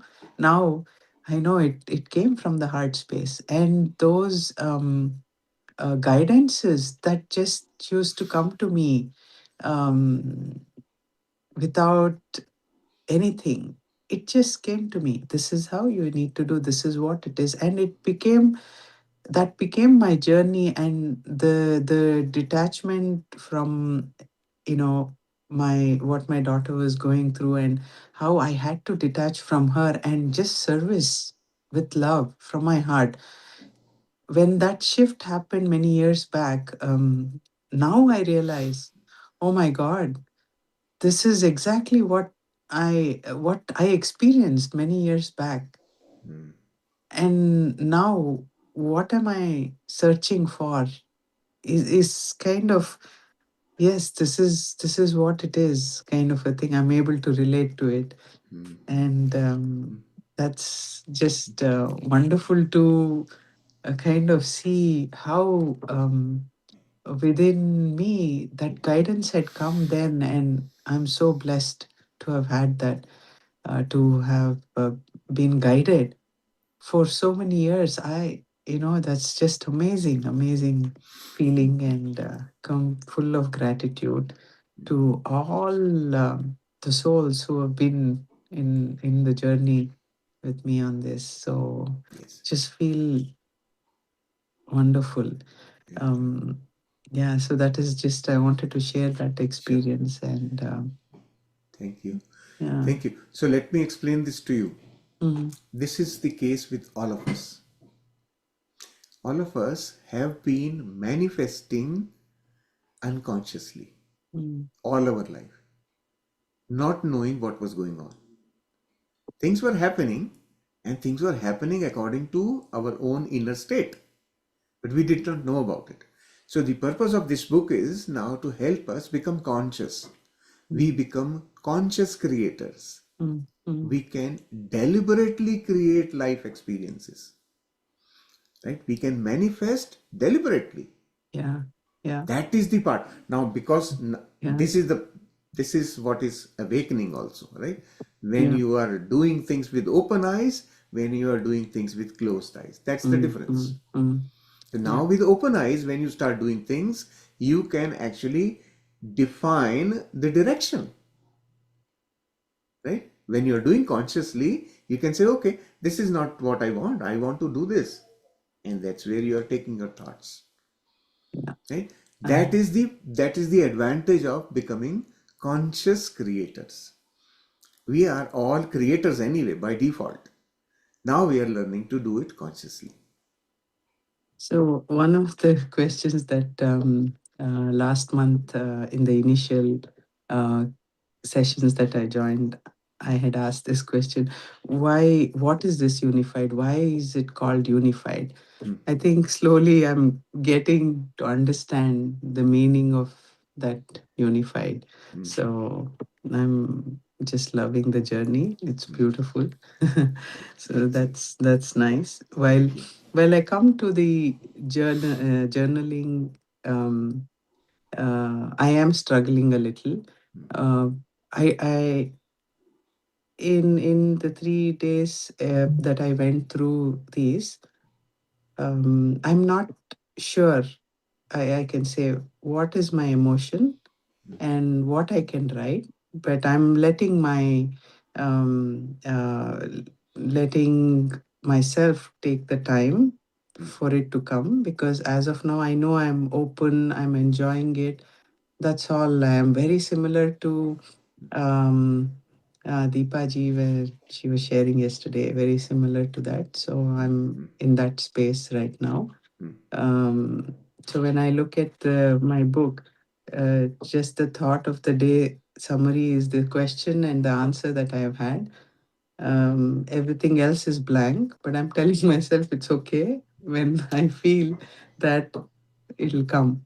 Yes, exactly. So this is your initial hurdle, and Mm, that's fine. Let it be mm, that way. Accept it. yeah, Just accept, okay, it's not happening now, so be it. yeah. No Mm, problem. I will continue. I will continue my effort, and we'll mm, see when things start coming. okay, okay, Once you accept that and open up to it, it will start happening. okay. Okay. Okay. Sure. Thank you. Thank you, Masters. Thank you Thank you for so much. sharing. Thank Thank you. you. Thank you, Revati ji. Your Mm, sharing has depth, and it is very natural.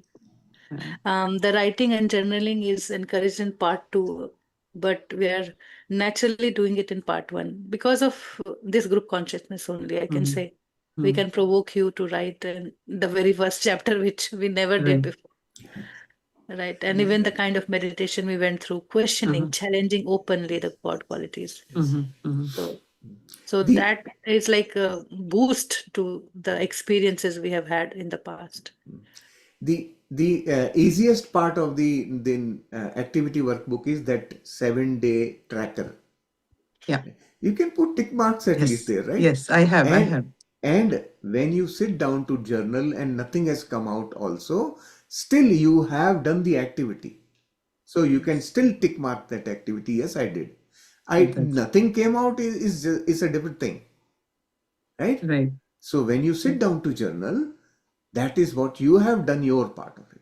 Okay. Okay, Understood. so you Okay. Many can times it is say, with me also that I don't get to write anything. Even though I Mm, guide, I speak all the time, in the meditation. And when I go and I write, I forget. I do not get anything. So it really needs, that abundance of time and space where you are not rushed or you have nothing next in your plan, or you give yourself that freedom to express. Nobody is reading your notes, and it is not for somebody. It is my expression. So that is when it starts clicking. Some of the people are very good at writing, especially in our group. Neha ji is a very uh, sharpened mhm, um, with word, and same with Shailesh. She is also like that. Revati ji, one more thing you have uh-huh. to understand is that we are at the beginning of a new relationship Right. with ourselves, right? Mhm, So when you are actually with someone you are not familiar with, mhm, right? So interaction will be minimal, mm. but slowly as you become more familiar, more intimate, the interactions will start growing. You will Okay. yourself see that change. Yeah. So this is that initial inhibitions Okay. Okay. that those will slowly vanish. Continuing the effort is important. So that tick mark on that tracker will help you. I think that is very comforting for me because Yes. I'm like, okay, I did that, but I haven't written anything, so I haven't put a tick as yet. So now I feel okay, I've Yes. done my part. Yeah. Nothing came out, but I can still put a tick. That's Exactly. comforting. That's nice. Yes. I think Yes. Shailesh mentioned also while I, explaining that you can yeah, write today, nothing came out. I had nothing to share, nothing to write today. As you right, come right, and you just sit, spend some time, Yeah. do that. right. Yeah, Great. yeah. Thank you, Excellent. thank you, thank you so Thank much. you. Wonderful. Thank you. Thank Thank you. you. Sheelam ji, please unmute. Yeah, I don't want to talk. I realize that how much it helps to read every day the chapter, because that only you get a lot of the doubts or whatever, the queries. So my query was in the chapter when it says God is perfect, of course, and that's so obvious. But you perfect? In that question, what it came to my mind is child sometime born with any disability. It is not perfect, right? Mm. Huh? No. Perfect by whose definition? No, perfect to exist in this world. No. Whatever This the deformities all are. Hmm? deformity could be his perfection. No, certain deformities, yes, sir, I agree. But certain deformities, like, for example, they're mentally retarded. How Doesn't can we call that as perfect? that is perfect in itself? Yes. That was my query came in my Yeah. mind because So it never had come to me. these are our barriers, right? Think about Uh, it. uh, Just forget about that extreme situation. Think uh, about normal day-to-day life situations. mm, What you consider as perfect, let's say, think mm, about cleanliness of the house. That is our mm. topic. Okay. Your definition of a perfectly clean house is could be different from that of your daughter, True, very true. right? Yeah. So, but there is no definition of perfect. Each one's perfect is different. No, the child is not able to get any of the benefits of what we are now dealing with, right? You So think that is so. the. This is you thinking. Uh-huh. We do not know. We are that child only knows everything Uh, about that child's experience. uh-huh. What the child wants to experience, that's why the child has come and appeared in that form. Uh-huh. Now it's experiencing. And also, that child has an agreement with those who are around the child to Uh, give them a certain experience. So okay. when let's think about the parents of that child. Yeah. Parents of the child have a big learning. Yeah. Very true. Their definition of perfection will change. Yeah. When they Their will receive the same love, same joy, same yeah, care, exactly, which is so exactly. called imperfect. Ah, that imperfection has certain perfections which they will learn about. Mm-hmm. Right? We are looking at it from a very distant point. Well, we are looking at the practical aspect of life, Very right? true. So the reason why we have some preconceived notions is that either we have experienced the situation in a past life, Mm. or we have not yet done the experience and we are unaware, right? So those are experiences. Those are literally experiences that souls want. I Yeah. mean, like, to understand anything, especially for this perfection, right? Mm. If you look at the universe, the creation itself, you Mm. will change the definition of your perfection. We are talking about human defined perfection, a successful life with pesa, nokri, and things to do. But what is that uniqueness in the creation? What is when we say God is present in everything and everywhere, it permeates everything. So that imperfect symbol is here to explain or to tell or to remind that I am perfect in this state also. And we cannot experience what he is experiencing. Mm. And such souls, especially, they come to bring everybody in the state of love all the Mm. time. Mm. To not to be rigid and to be rule biased, to be accepting of what he does. The parent goes through a lot of learning we cannot even comprehend. The Yeah. challenges, it feels like the podcast said that, right? When we Mm. go through the suffering, it doesn't feel like we are doing anything great into our personality, but it is like how much Challenge. compassion that parents are learning through this process. And that kid is receiving love. Right? So it's a contract and it's also a chosen Soul contact. experience. It's a chosen experience I want to go through. It doesn't matter if I get mad or mental at age of 50 or I'm born with it. Mm. It Mm. doesn't mean that God is not perfect and he created something outward. We wanted it that way. definition, when we understand the creation, look at it very closely, and you will understand the definition of perfection. Yeah. The trees don't have straight trunks, Yeah, Trees don't have straight trunks. So yeah, yeah, many people look at it as an imperfection in wood yeah. because the carpenter wants straight trunks. Straight log of wood. Yeah, yeah. Right? But that's not how nature is. Nature is creating that variation. Why? Because that uniqueness has to be there. Every tree is different. Every branch is different. Every person is different.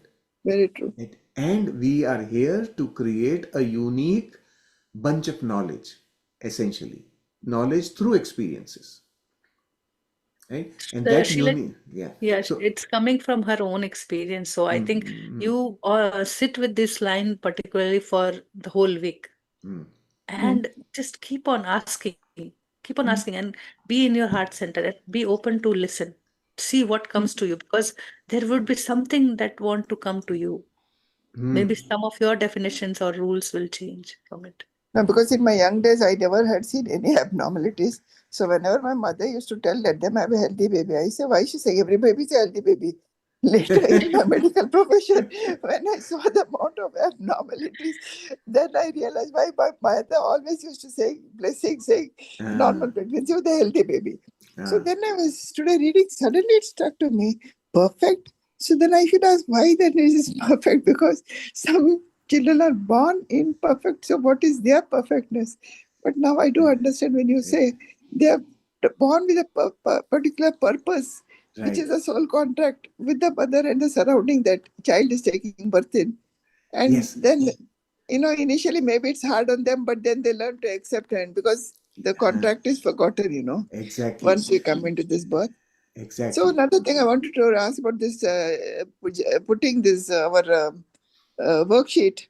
Journaling is what? Whatever ideas we get exactly, that does it mean? Whatever, through the day, if you have had thoughts which you would like to make note of, you can just sit and make note. That's the general part of it. Another part of journaling is where you are being prompted with thoughts. Against that, whatever comes to your mind, you can write that also. Right? There are two pages of that.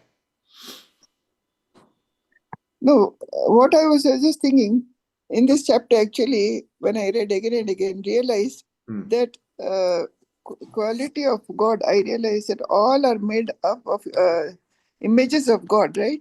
So we used to always have criticizing comments about others, as if like we are perfect.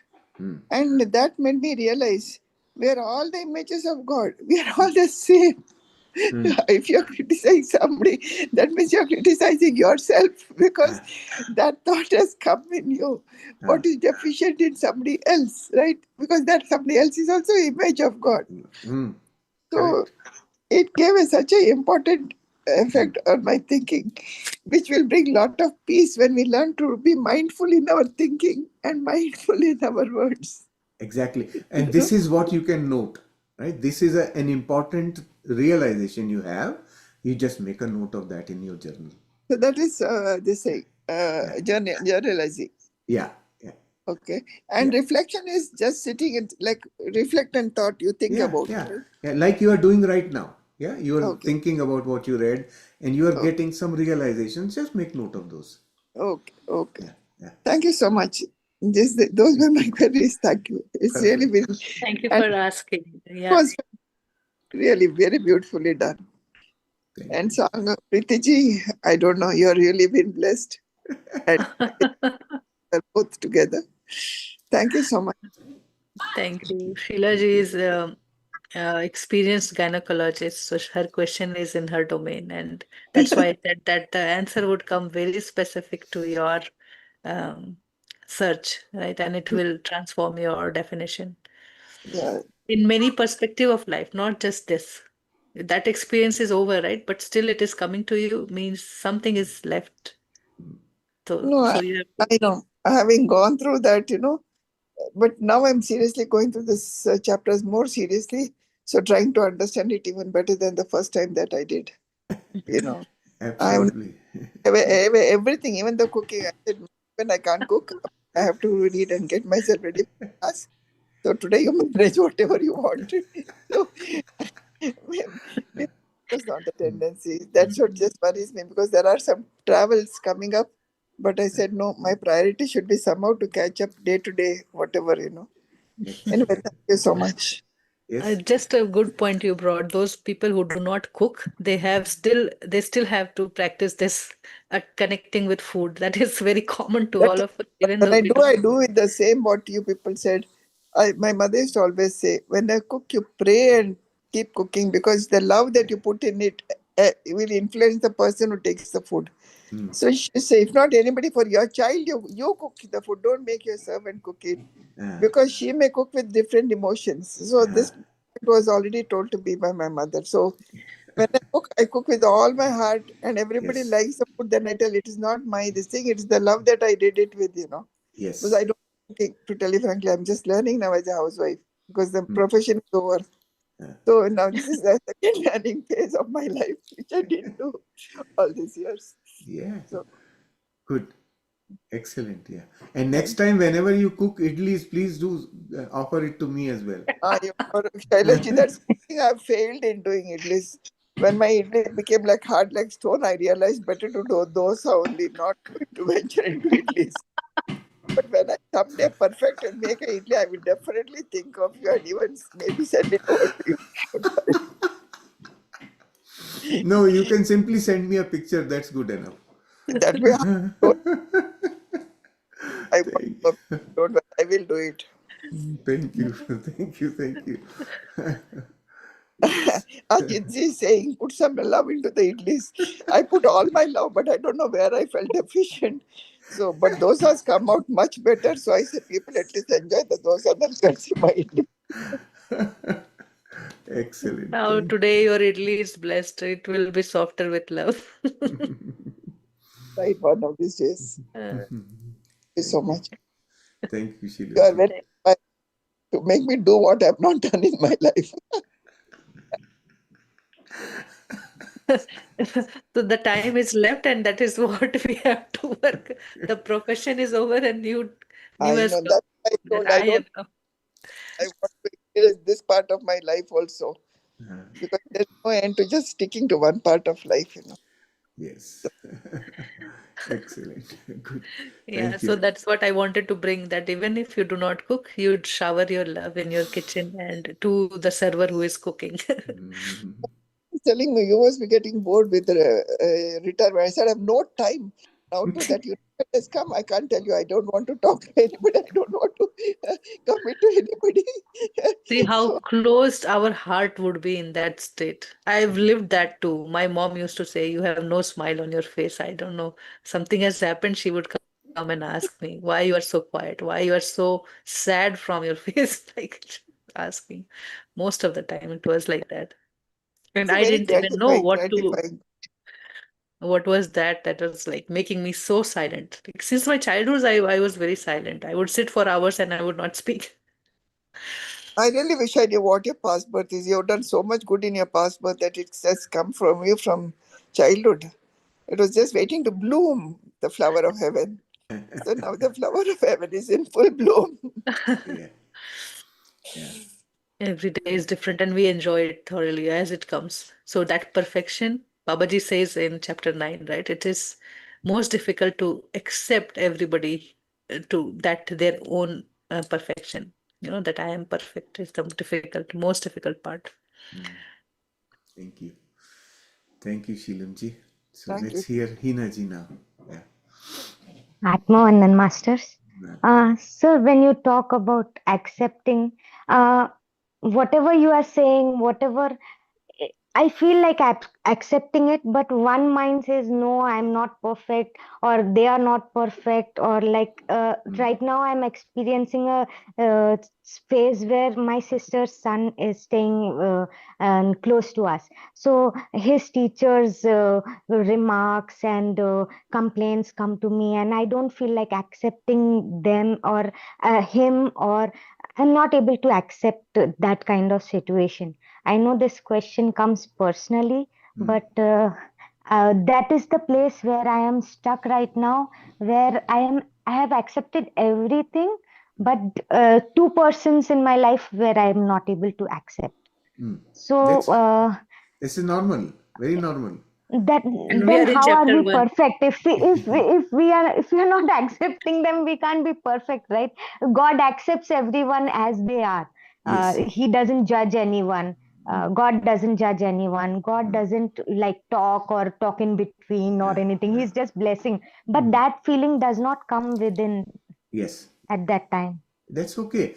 What I'm saying is, because we are acting as if we are not God, that's why we have all these issues. Right? This is what the chapter says. Right? We are not practicing the qualities that are our own qualities. We are not even accepting them. Right? So the book is meant for that purpose only. We will slowly the self-acceptance part is touched upon in chapter number 9 or 10. Right? So just know that why it is in chapter 10, because we have to first get ready to get there. And there is a very big step in between where we will learn about perfection also. Okay? Because all my questions I write are, oh, why am I not like this? Why am I not accepting? Why Yeah. am I so judgmental? Why I have complaints? All my questions are like this. Huh? But do not worry about it yet. Right? Just be confident. I have these questions. I observe that I have these questions. So you're right now observing. And maybe you want to make note of some of them. Right? In your notebook, just make note. Okay, I do like this. Think like this. I question like this. Just make that note. Okay. We have very high hopes because we have already found so easily our heart center, God qualities resonating. We think the course is over. No, no, no, no, the course is not over. We are in chapter I, one. I feel like it might be difficult for me to reach where you guys or the book intends for us to reach. It will. You I was guys will be thinking the faster. other You day. see how we are like jumping over, right? So initially think about that. This chapter one was week one for us to practice together, and we used to have 1 hour of meditation where we are expanding on God qualities. Everybody, all the masters are coming and guiding meditation to connect with God, those God qualities, to feel that love. And now we are here where we are already centered. We know what is the meaning of being centered, and we are adding the God qualities so that we can feel it very clearly. So the chapter says, after you read these God qualities, you might feel the love pulsate in your heart. And we have come from that where we already have it. And so the pace is very fast this time. And once we have this, all the things that we are going to practice next will be easier. And remember, it will be a journey and slow, natural process. Things will go like this in next 6 months, but it will finally take you to the state where you would say, "Oh, aha, what a journey!" Thank you so much. The proof of the pudding, is in all those participants that are sitting right now here in the session together with you, who have completed it once.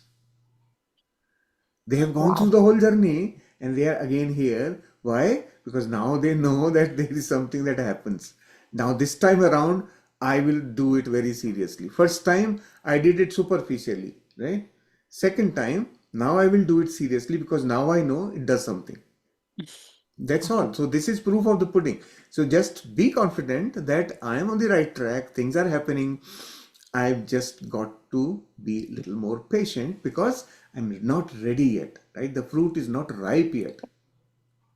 Let the fruit be ripe Okay. enough, then we can pluck it from the tree, right? So, this is what it is. Just be patient, and patience is the biggest virtue you are learning in the process. True. Very Good. true. Good. It will, Patience and being slow, like not jumping fast. but remember, when you are in your heart space, you will never be impatient. You cannot be if you are in the heart space. So try to, as soon as you feel impatience, check, you will not be in heart space. You will right away need to go back to heart space. right? Somebody Why? shared in the group Huh? 2 days back that Mm, when she's eating and she's not in heart, she's eating fast. mm. And when she is in heart, she is enjoying food and eating slowly. I don't remember her name, sorry, but I just loved your message. So think about it. Why does it happen like that? Time is only in the mind. In the heart, there is nothing called time. You will never be in a hurry. In your heart space, you are not fighting against time at all. So when you are in the heart, you will not be impatient. Patience is basically time related, right? Patience is Right. nothing but related to time. Why this is not Right. happening, right? It's all time. I want things to happen just like that. So it's all time. And the moment you go to heart, there is no time there and you are comfortable the way you are. Absolutely. And that's when you realize I am perfect as I am. That's Right? why I think these activities are introduced to kids where the slow knitting, sewing, and all that activities are added. So I've learned this from Shailesh. When he will work so patiently. He will take his own time slowly, going through one after the other. And then, if he has to repeat, do it many times, he would patiently do it. So without that, the perfection that we want to experience, it doesn't come. So we have to slow down to experience the every bit of it. And it comes with age, I think, or with the experience of life, the way we go to school, at work, and with people, we cook, we clean. That that's every moment we learn that patience. So good. Thank you so much. Thank you. Thank Yes. you, Hinaji. Thank you for Yes. sharing. Thank you. It's Yeah, okay. Just I just wanted to put it out there and mm, ask my question because usually I'm very timid. I don't ask questions but I want to progress, and that's why I'm putting out my questions. yes, and you will. You will make progress. Nothing can prevent you. When you have decided, universe will never come in your way.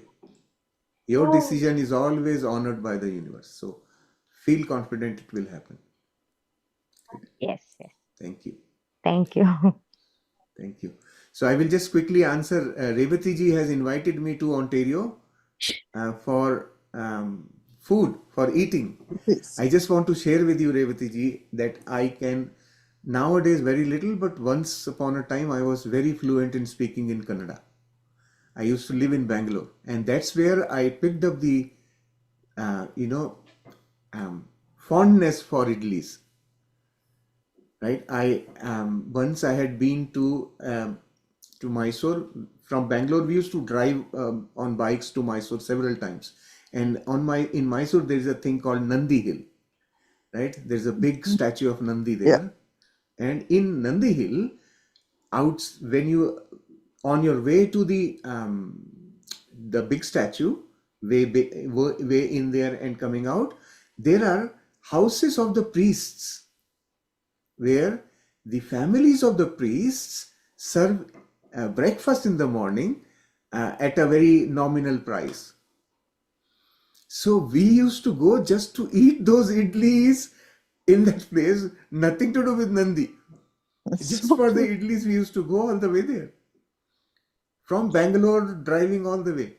See, that's how I developed passion for idlis. Those were some of the best idlis I've. And fortunately, you see, this is how universe rewards you. Now, here in Calgary, I have a friend living very near my house, and he makes the best idlis in the universe. So good, right? He doesn't let his wife make. When he brings for me, he doesn't let his wife make it. He makes it for me by himself. See, this is how universe satisfies your passion. Yeah. So if I come to Ontario, I am definitely going to come to you, Revati ji, for sure. All right. Sunanda ji, yes, please unmute. Atmandan to everyone, Preeti ji and Shailesh ji. Yeah, I was just thinking when everybody is talking about heart center, I do understand what is heart center. Even mine, I think I have got that heart center because I get the pulsation also. And what, prior to this, in India, there was one platform. I joined there for 1 week only, 1 week or 2 weeks, without knowing what is unified. I knew about the unified, but what it is about, I did not know. I didn't have book also. So there, the first time I joined the meditation, I didn't know what sort of meditation they would be doing or what. So after Mithilesh was leading the meditation, so she said about that this is that Bin Bulai Upasthit.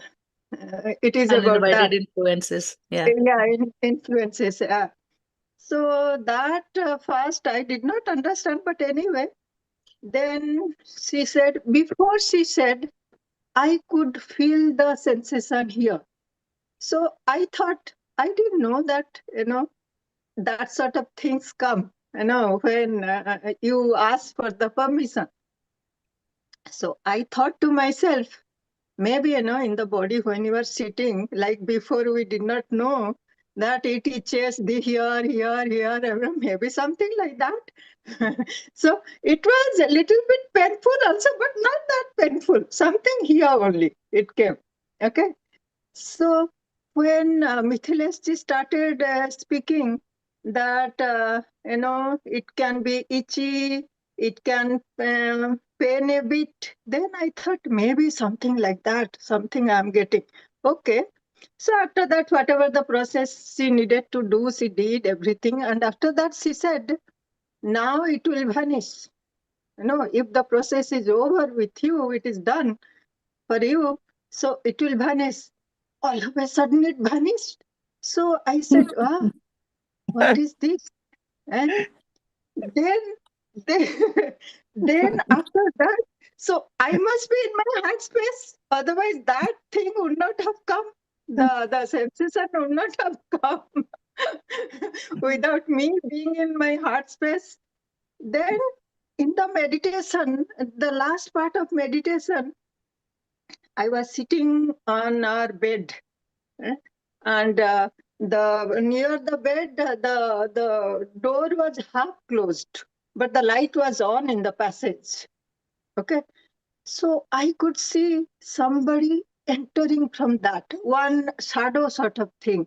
Okay, and that shadow had long hair, beautiful straight long hair. She is not a she, he is a male, but dressed in, women's dress. And something different looking. I can make out something different looking, like, Philippine, those people, how, usually you can identify if you are used to Filipino Filipinas. Okay, so straight the door, the bed was near to the door. Just as you enter, maybe after 1-2 steps, you will reach the bed. Directly, she came to me. Okay, after that, I don't know what happened. I got little scared because I knew she came towards me, and as there is not much of distance between door and where I was sitting, so she must have been there, you know. So I was thinking. Then I said, no, I am in my meditation. Why should I be scared? Nothing. And that too, it is our house. So then, after that, Mithilesh told, oh, Abha to Babaji. I said, Babaji? So, because I could feel the resemblance. Babaji, we are used to being, part of Kriya Yoga. you know, uh, everybody talks about Babaji in our ashram. It is a taboo sort of thing. We do not talk about Babaji. No, our Guruji, anybody who has asked him, have you seen Babaji? He said, I'll not tell whether I have seen or not. Never ever ask that question. So we have been hearing those things. So we never talk about Babaji. whoever it is, we knew.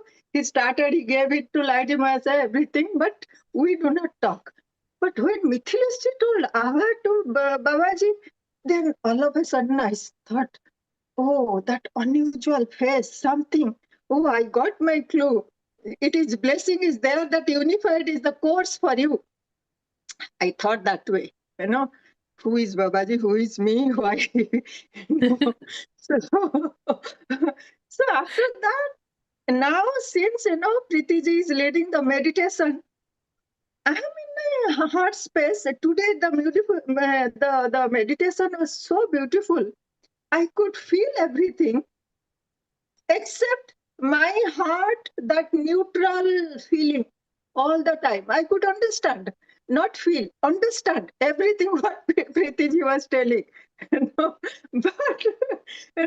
my heart was not going towards anything, that neutral feeling. Even I remember I was taking, because of my physical illness, I was taking one-to-one consultation from Sampa Ma'am. If you have Sampa Mukherjee, you know, so after 3-4 sessions, she told me, Sananda ji, you are too serious. I said, why, ma?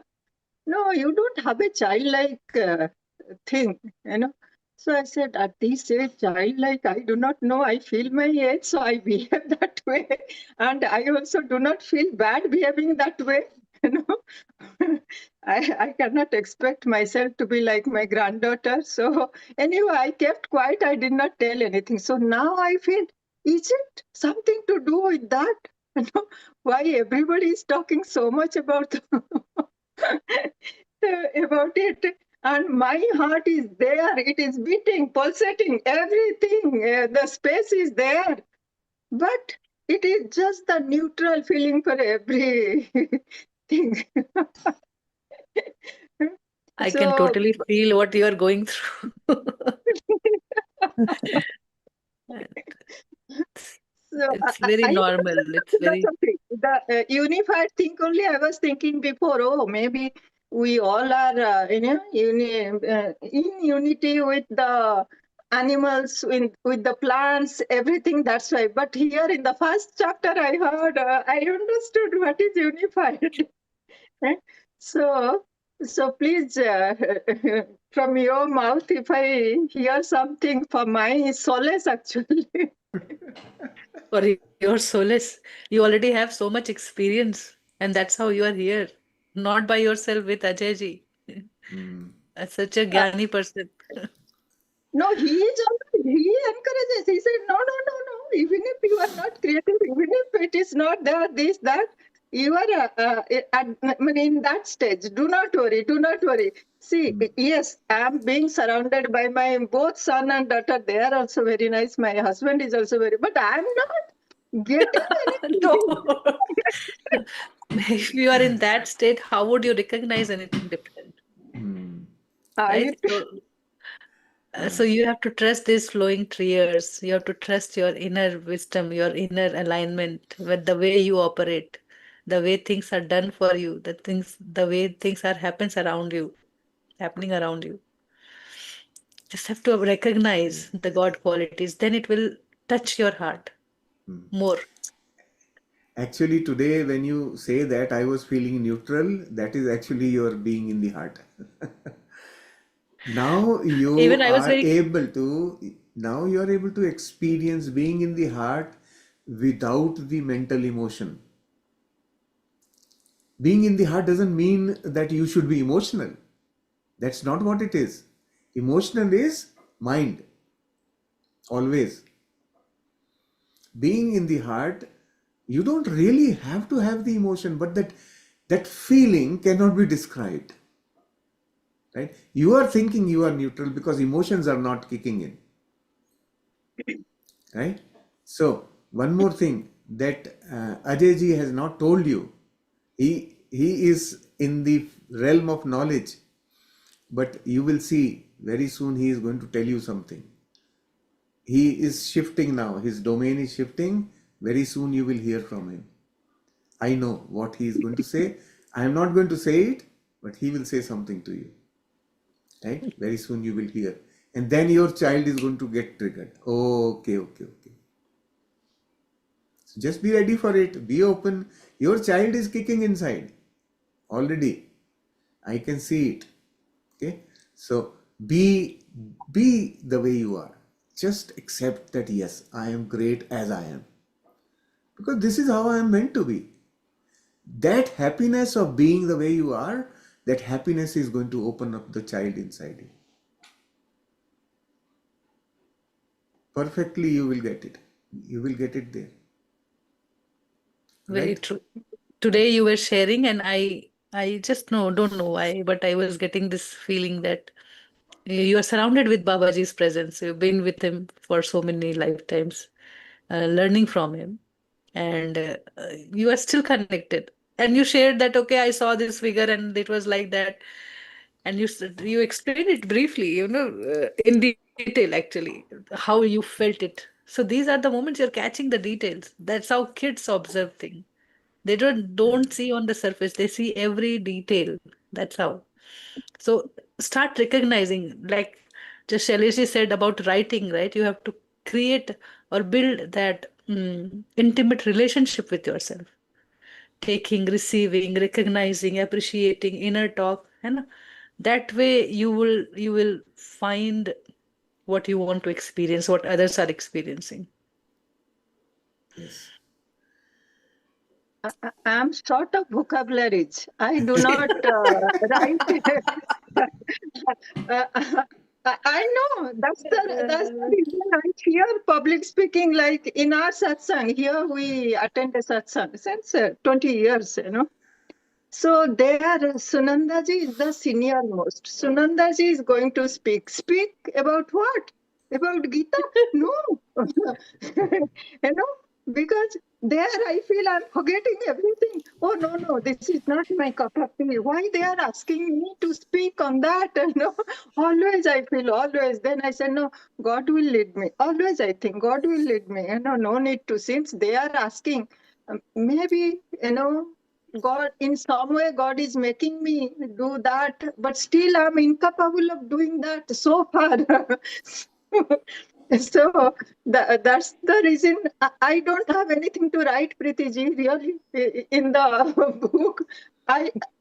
Because there is nothing to write for me. So what to write?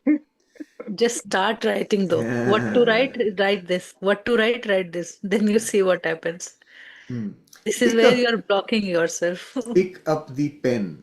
Mm. Don't assume you have nothing to write. Pick up the pen, keep your notebook in front, and start Okay. writing. Many Start the times process. Yeah. when I am speechless, this is what I do. See my notebook. You see this picture? Yes. 4, 5 flowers. They are not same. There are messages in it. They're not just flowers. There are messages in it. They are not same. They are beautiful. That's how. And it has happened yesterday after session. I just drew it like that. So even if you don't get word, you start. You will hold a pen and it will make something. Hmm. Pick up the pen. That is important. Notebook and pen, very essential to pour out your subconscious. There is no other way of reading your subconscious. Writing is the way, because writing comes from there. So it doesn't matter what it is. It initially the tap is closed, so you don't get the flow. Just slowly, your action is going to open the tap. It will come. The initial inhibition to pick up the pen and write, you have to overcome that. I've Because never there's, done yeah, journaling in my life. that is, oh, that's okay. There's always the first time. Yeah. You are doing Perfect Unify for time. the That first too. time. Yeah. Mhm. This is the first time. So And everyone is. it will be mandated by week 4 that you have a copy pen with book guidance, but we are doing it in chapter 1 so that we open ourselves up, be comfortable with Yes, it. yes. Learning to express is very important, Not because even chapter 4, it that is is, chapter later yeah, chapter. learning to express helps you pour out, empty your vessel, that whatever you are holding on to will come out, right? And you can do, the best part about writing is you can do it privately. You don't have to tell the whole world the whole story, nothing. It's yours, very personal. But it pours out. You can do small experiments, I will tell you. I mean, like how you experiment this. If, let's say, you have, in the morning you wake up, you are looking at your day, well, okay, I have to do this, I have to do that. You have so many things in your mind that you want to do during the day. Okay. Now, what will happen is, as you proceed to do things during the day, the things which you are not yet able to do will keep bugging you constantly. Oh, abhi wo bhi reh gaya, still have to do that. Oh, I haven't done the cooking. What about this, that, and all? First thing in the morning, do what you do. If you have your notebook and pen with you, note down all those things that your mind is telling you have to do today. Just note it. And then go through the day as usual. You will find that now your mind is not bugging you about anything to be done, because your mind knows it is listed. And you can always go back and refer to what next. You will be able to spend your day peacefully with full focus on what you are doing at that time, not being bugged by future. Try this experiment. These are simple things everybody can do. Right? This is a technique that was taught to me by my boss when I was 2 years into job in Bangalore. Right? At that time, he taught me how to deal with the pile of papers you have on your desk. This is the technique. So ever since I have practiced that. I always pen down my list of to do, whatever I have to do. When you pen down, your mind is free from the burden of carrying that, oh, I need to remember, I may forget. No, just write it down. It's a key to enter to heart. When your head is empty, you won't be there. You would be in your heart. So, I mean, I totally agree. Flowing with the moment. I might have thought something to do today, and I may not do it today, and I won't criticize myself for that. Even if things are dusty, I will see the wholeness in that being dusty like that. I would see a smiling child playing with dust like that. So that's where I will leave that experience also. It won't bother me. So leaving that perfection, human defined perfection, is very much important. That I have to be a perfect mom, taking care of my kid like that, and this definition, that definition. Just go with the flow. Allow yourself to express and allow the kid also breathe. And Nehaji is given a hint here in the chat. She says Yeah, that if you don't have anything, you have the prompts, right? So read the prompt and see what comes in your mind. Write it down. If you want to write what a rubbish. Just write what comes. Just do that also. Yes, it's up to you. It's your notebook and it's you today. Ah, And you want to work from here. That makes, that gives a lot of satisfaction. yeah. Okay. thank Let's you. hear Thank you Ajay ji. so much. Yes. So now Ajay ji has a message for you, Sunanda ji. Be aware. You know, while asking, I could hear him. He's sitting in the hall. What Sunandaji has to ask? I know he's But we can see how much love you guys share because both of you are sitting in the same session. Most rarely people talk like this. Very rare. Both of you expressing freely, not poking on each other's nose. Thank you. All right. Ajay ji, Sunanda ji is going to let you talk now. Yeah. Pritiji, Shailesh and Masters. Yeah, Sunandaji is a very sanitized person. So in our house, in the sofa, there are 5-10 books. On the dining table, we are sitting here. Half of it is my books. And my bed also near the pillow. So there is always 1 or 2 books. Now Babaji's book is taking the space there. So, and whenever even I am on the phone, I will have a notebook and pen. So it is totally contrast to her. and she always tells me, "You write it down."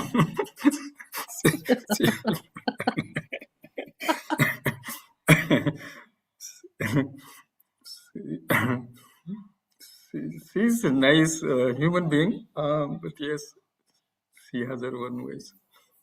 I think she's improving, and hopefully before this course is finished, and she should be with us in mind, in heart, in understanding also. Thank you for your patience, and I'm really amazed the kind of efforts. It's heart touching. If we cannot improve with this, we don't know why. So, because they say a guru is known by the disciples he or she has. So, so please don't go by that. You are amazing, both of you. Hopefully, we'll be there. Thank you, Yes, yes. thank you, thank you, thank you. I have no doubt in my mind. All of you are there halfway already. Halfway already. We made much more progress this year than we did last year. So that's such a beautiful thing. We are making good progress. And also the energy of the group is very different this year. Yeah, absolutely, Yeah. absolutely. Because everybody is so beautiful way they can express, then connect.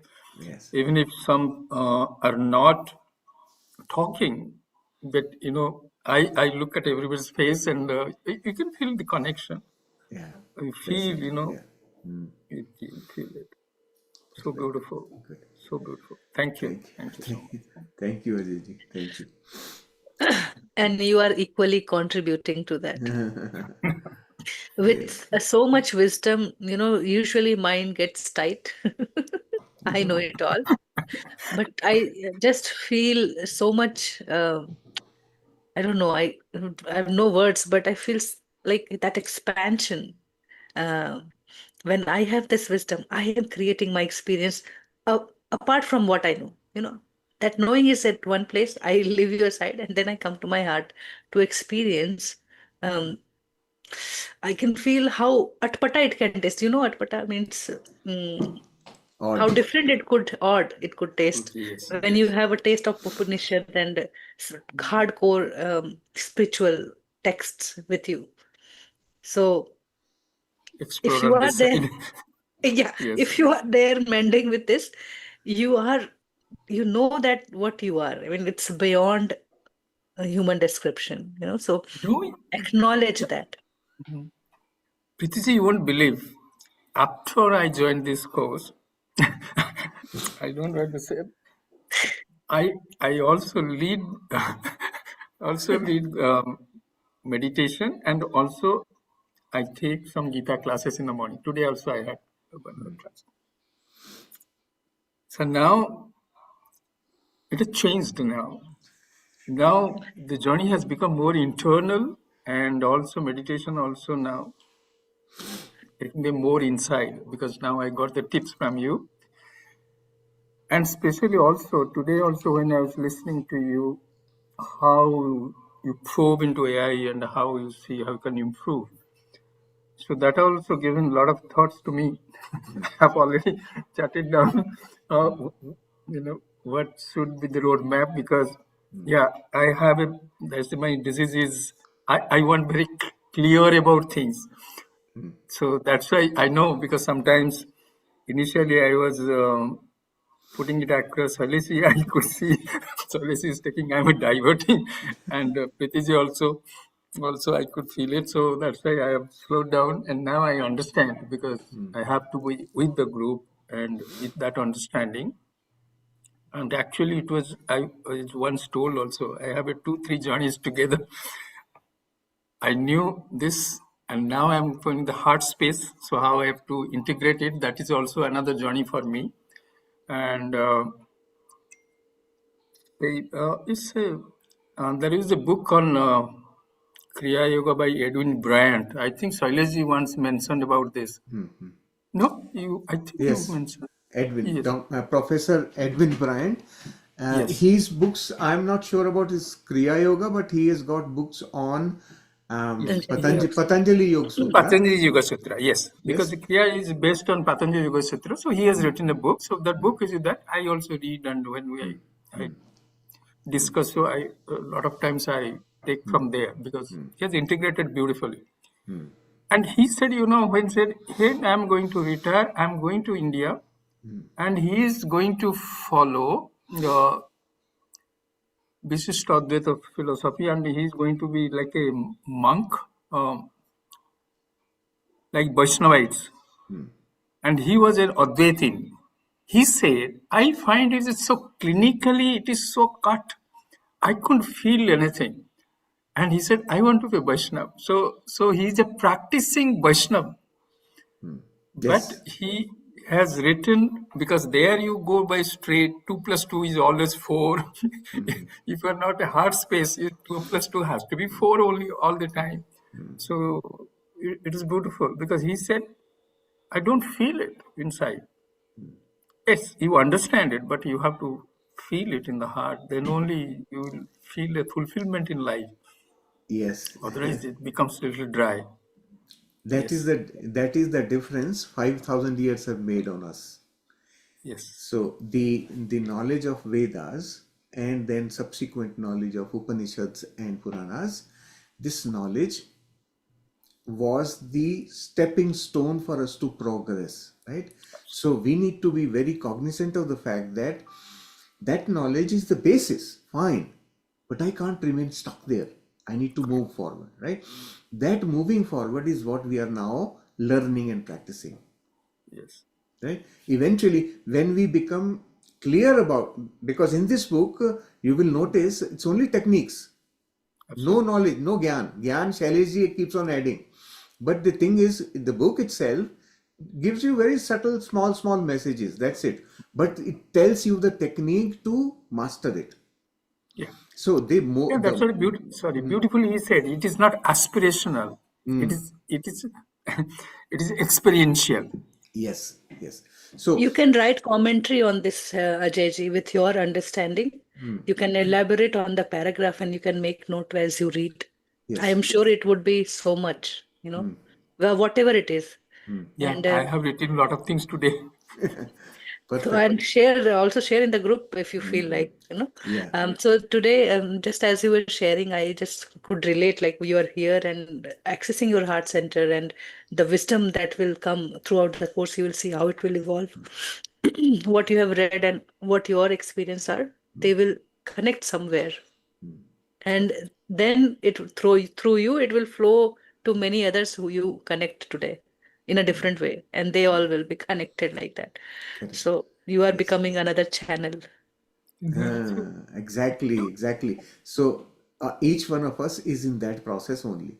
So never forget that part of it. Now, one thing that just came to my mind was that to tell you and Sunanda ji both that for both of you, you are actually in a lab. How do you test that you are in your heart space? Whenever you feel that I am in my heart space, just go and see Sunanda ji. She can do the same to you, and then at that time see what goes on inside, right? That will tell you. So you have got beautiful test bed right there, that you feel that I am in my heart space. Go and see her. What changes? And that will help you develop an experiential knowing of being in the heart. Yeah, absolutely. We do not have another couple today here because I was looking for them. They also join as a couple and they have the same thing to do. No, this is beautiful, Sorry, because I talk. She has a problem with talking. I am free with that. Okay. So there is a beautiful comparison of yoga I was doing with Patanjali's Yoga Sutra and Krishna's yoga in the Bhagavad Gita and unified. Patanjali's Yoga Sutra, because, it is on Sankhya philosophy, it is very cut and dried. So this is the way you practice it, then it is chitta vritti nirodha. And once you attain that, that is yoga, then what is the benefit? You are established in your true self. That means your heart center. That's what basically he is talking about. But in Bhagavad Gita, yoga is totally different. He's saying how you live a life where you in touch with the Lord, the divinity. So yoga, their difference is there. He's saying is dissociation from your association with your likes and dislikes. It's beautiful. So it's a way of living. He's saying because you are attached to your likes and dislikes, you dissociate yourself. When you dissociate yourself, that is yoga. Yoga is usually union. But in Bhagavad Gita, he is saying it is your dissociation of your association with your likes and dislikes. But when you come to unified, you see the beauty. So when you are in a heart center, so where you are now sitting, you are sitting on the universe. And you are watching what you can watch. You can watch this little play of your mind, likes and dislikes, because that's what is believes in duality and his perception. That's what unified is saying. It is very limited. But when you are going to heart center, where you are anchored in your divine self. And where from there if you interact, so that is a beautiful thing. Rebhatiji also said, no, that a small stone, and Shailaji said, why you threw it? Maybe it was there for a purpose. So that's what, that was. So now I could relate that when you are in the heart center, you see this stone, so you are watching it. So this is a stone, so let it be there because I don't know. But then you see a person who has he is met with an accident. He's bleeding. So I am in the heart center. I watch it. So I don't get entangled. I can just watch it. I can go. That's because I don't get attached. I saw it. It came in the mind. I just watched it. I can go. Another is with that flow. If it drives me to help him take it to the hospital, I can leave it. But then I remain sanitized. I don't get into what happens, what will happen. That emotion doesn't get attached to me. That is also can be there. So I can be awareness, then witness, minus action.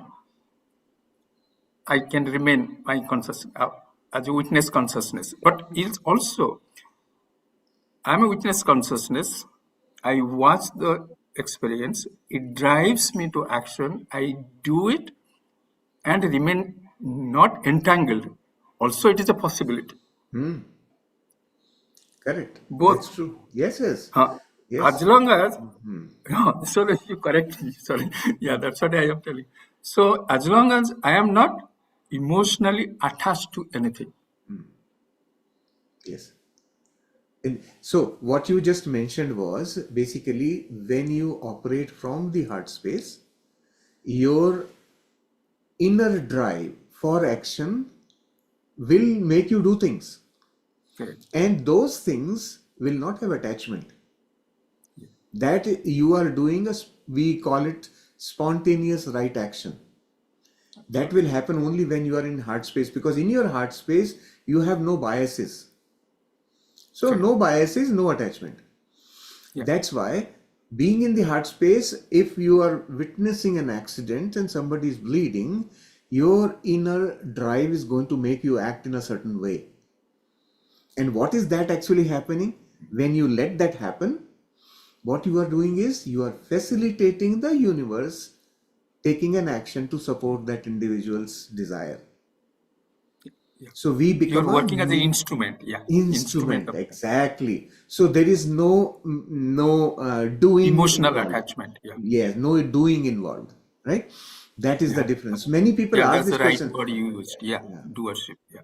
You're not taking doership of the action. Exactly. So being in the heart space doesn't mean that we simply don't do things. We do act, but we are driven from the heart.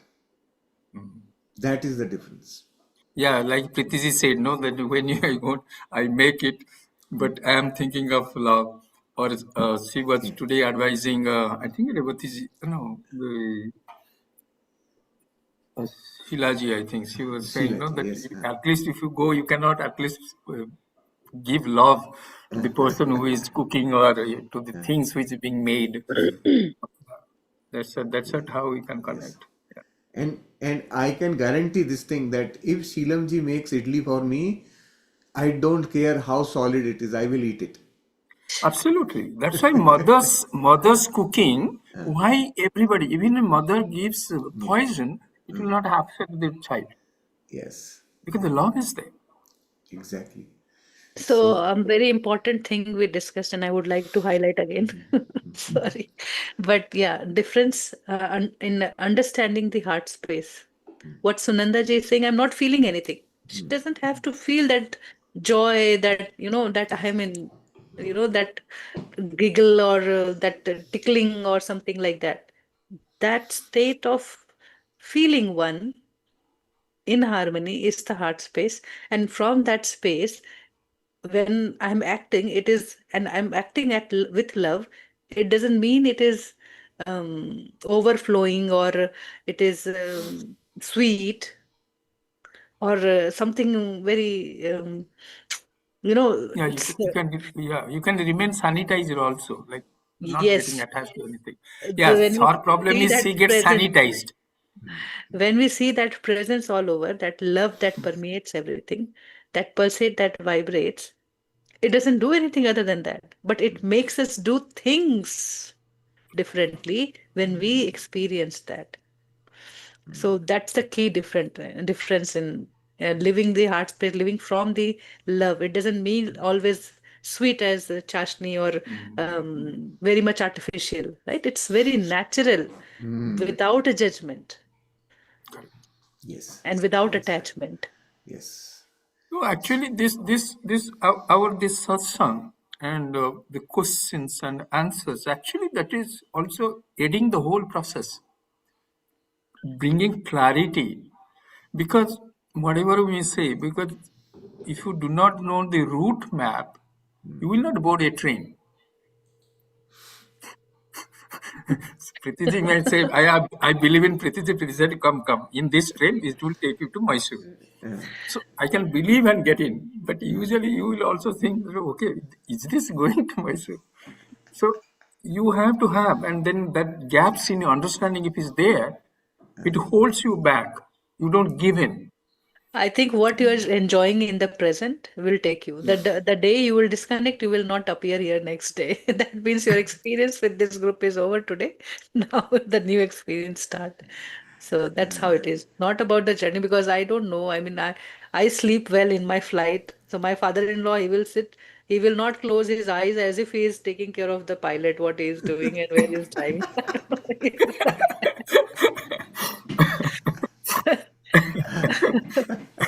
And I can sleep all 14 hours if there is one leg and I can just be in that state. You are a blessed soul.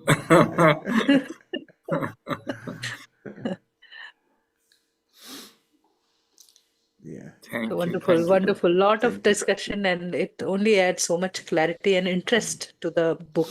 I can say that with all of your sharing and it's Oh, absolutely, inspirational to each other. absolutely, absolutely. No, but wonderful. All everybody is divine. That get reinforced, no, when you are in satsang like this. Yeah, exactly.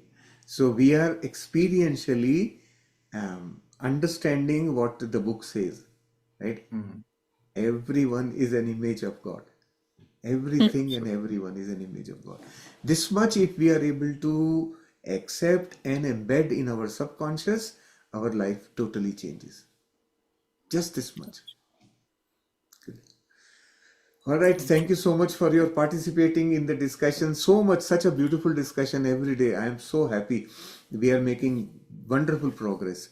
And so today we are completing the third day for week 1 for your for the English group. Tomorrow is break time for me and Preeti. After 1 month. But This all year of we have you, put some time for ourselves. Last year it was non-stop 8 months. Oh my God. yeah. But what I want to remind everyone that please do continue with the practice, right? That's the purpose of giving you the workbook as well, and also reading the chapter and doing the workbook. Please do not miss even one day. These 7 days will prove to be extremely valuable. As we progress, this is going to be the foundation, right? So And please yeah, do that. And of course, the WhatsApp group is the beautiful place. As you are seeing, more people are now properly using the group, right? So please do, if there are questions, if there's a confusion, doubt, anything, just share it there. We are going to be there. I mean, like, even if it is my off day, I will be attending to WhatsApp, right? So nothing will be missed. Everything is there.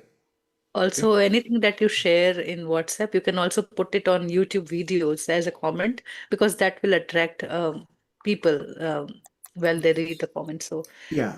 getting open to a bigger community with little creativity. I can just say that anything that comes from heart, just don't leave it in that small group. Let it flow in the YouTube. We do not know where it goes. Yeah, because That random. it is Preeti and I, we have been discussing about many things about um, the group functioning itself. So I have rather always pushed the organic growth path. The group needs to grow organically, and organically means in harmony with nature. We don't have to push anything. Nature is all knowing, all encompassing intelligence, right? It knows when what needs to happen.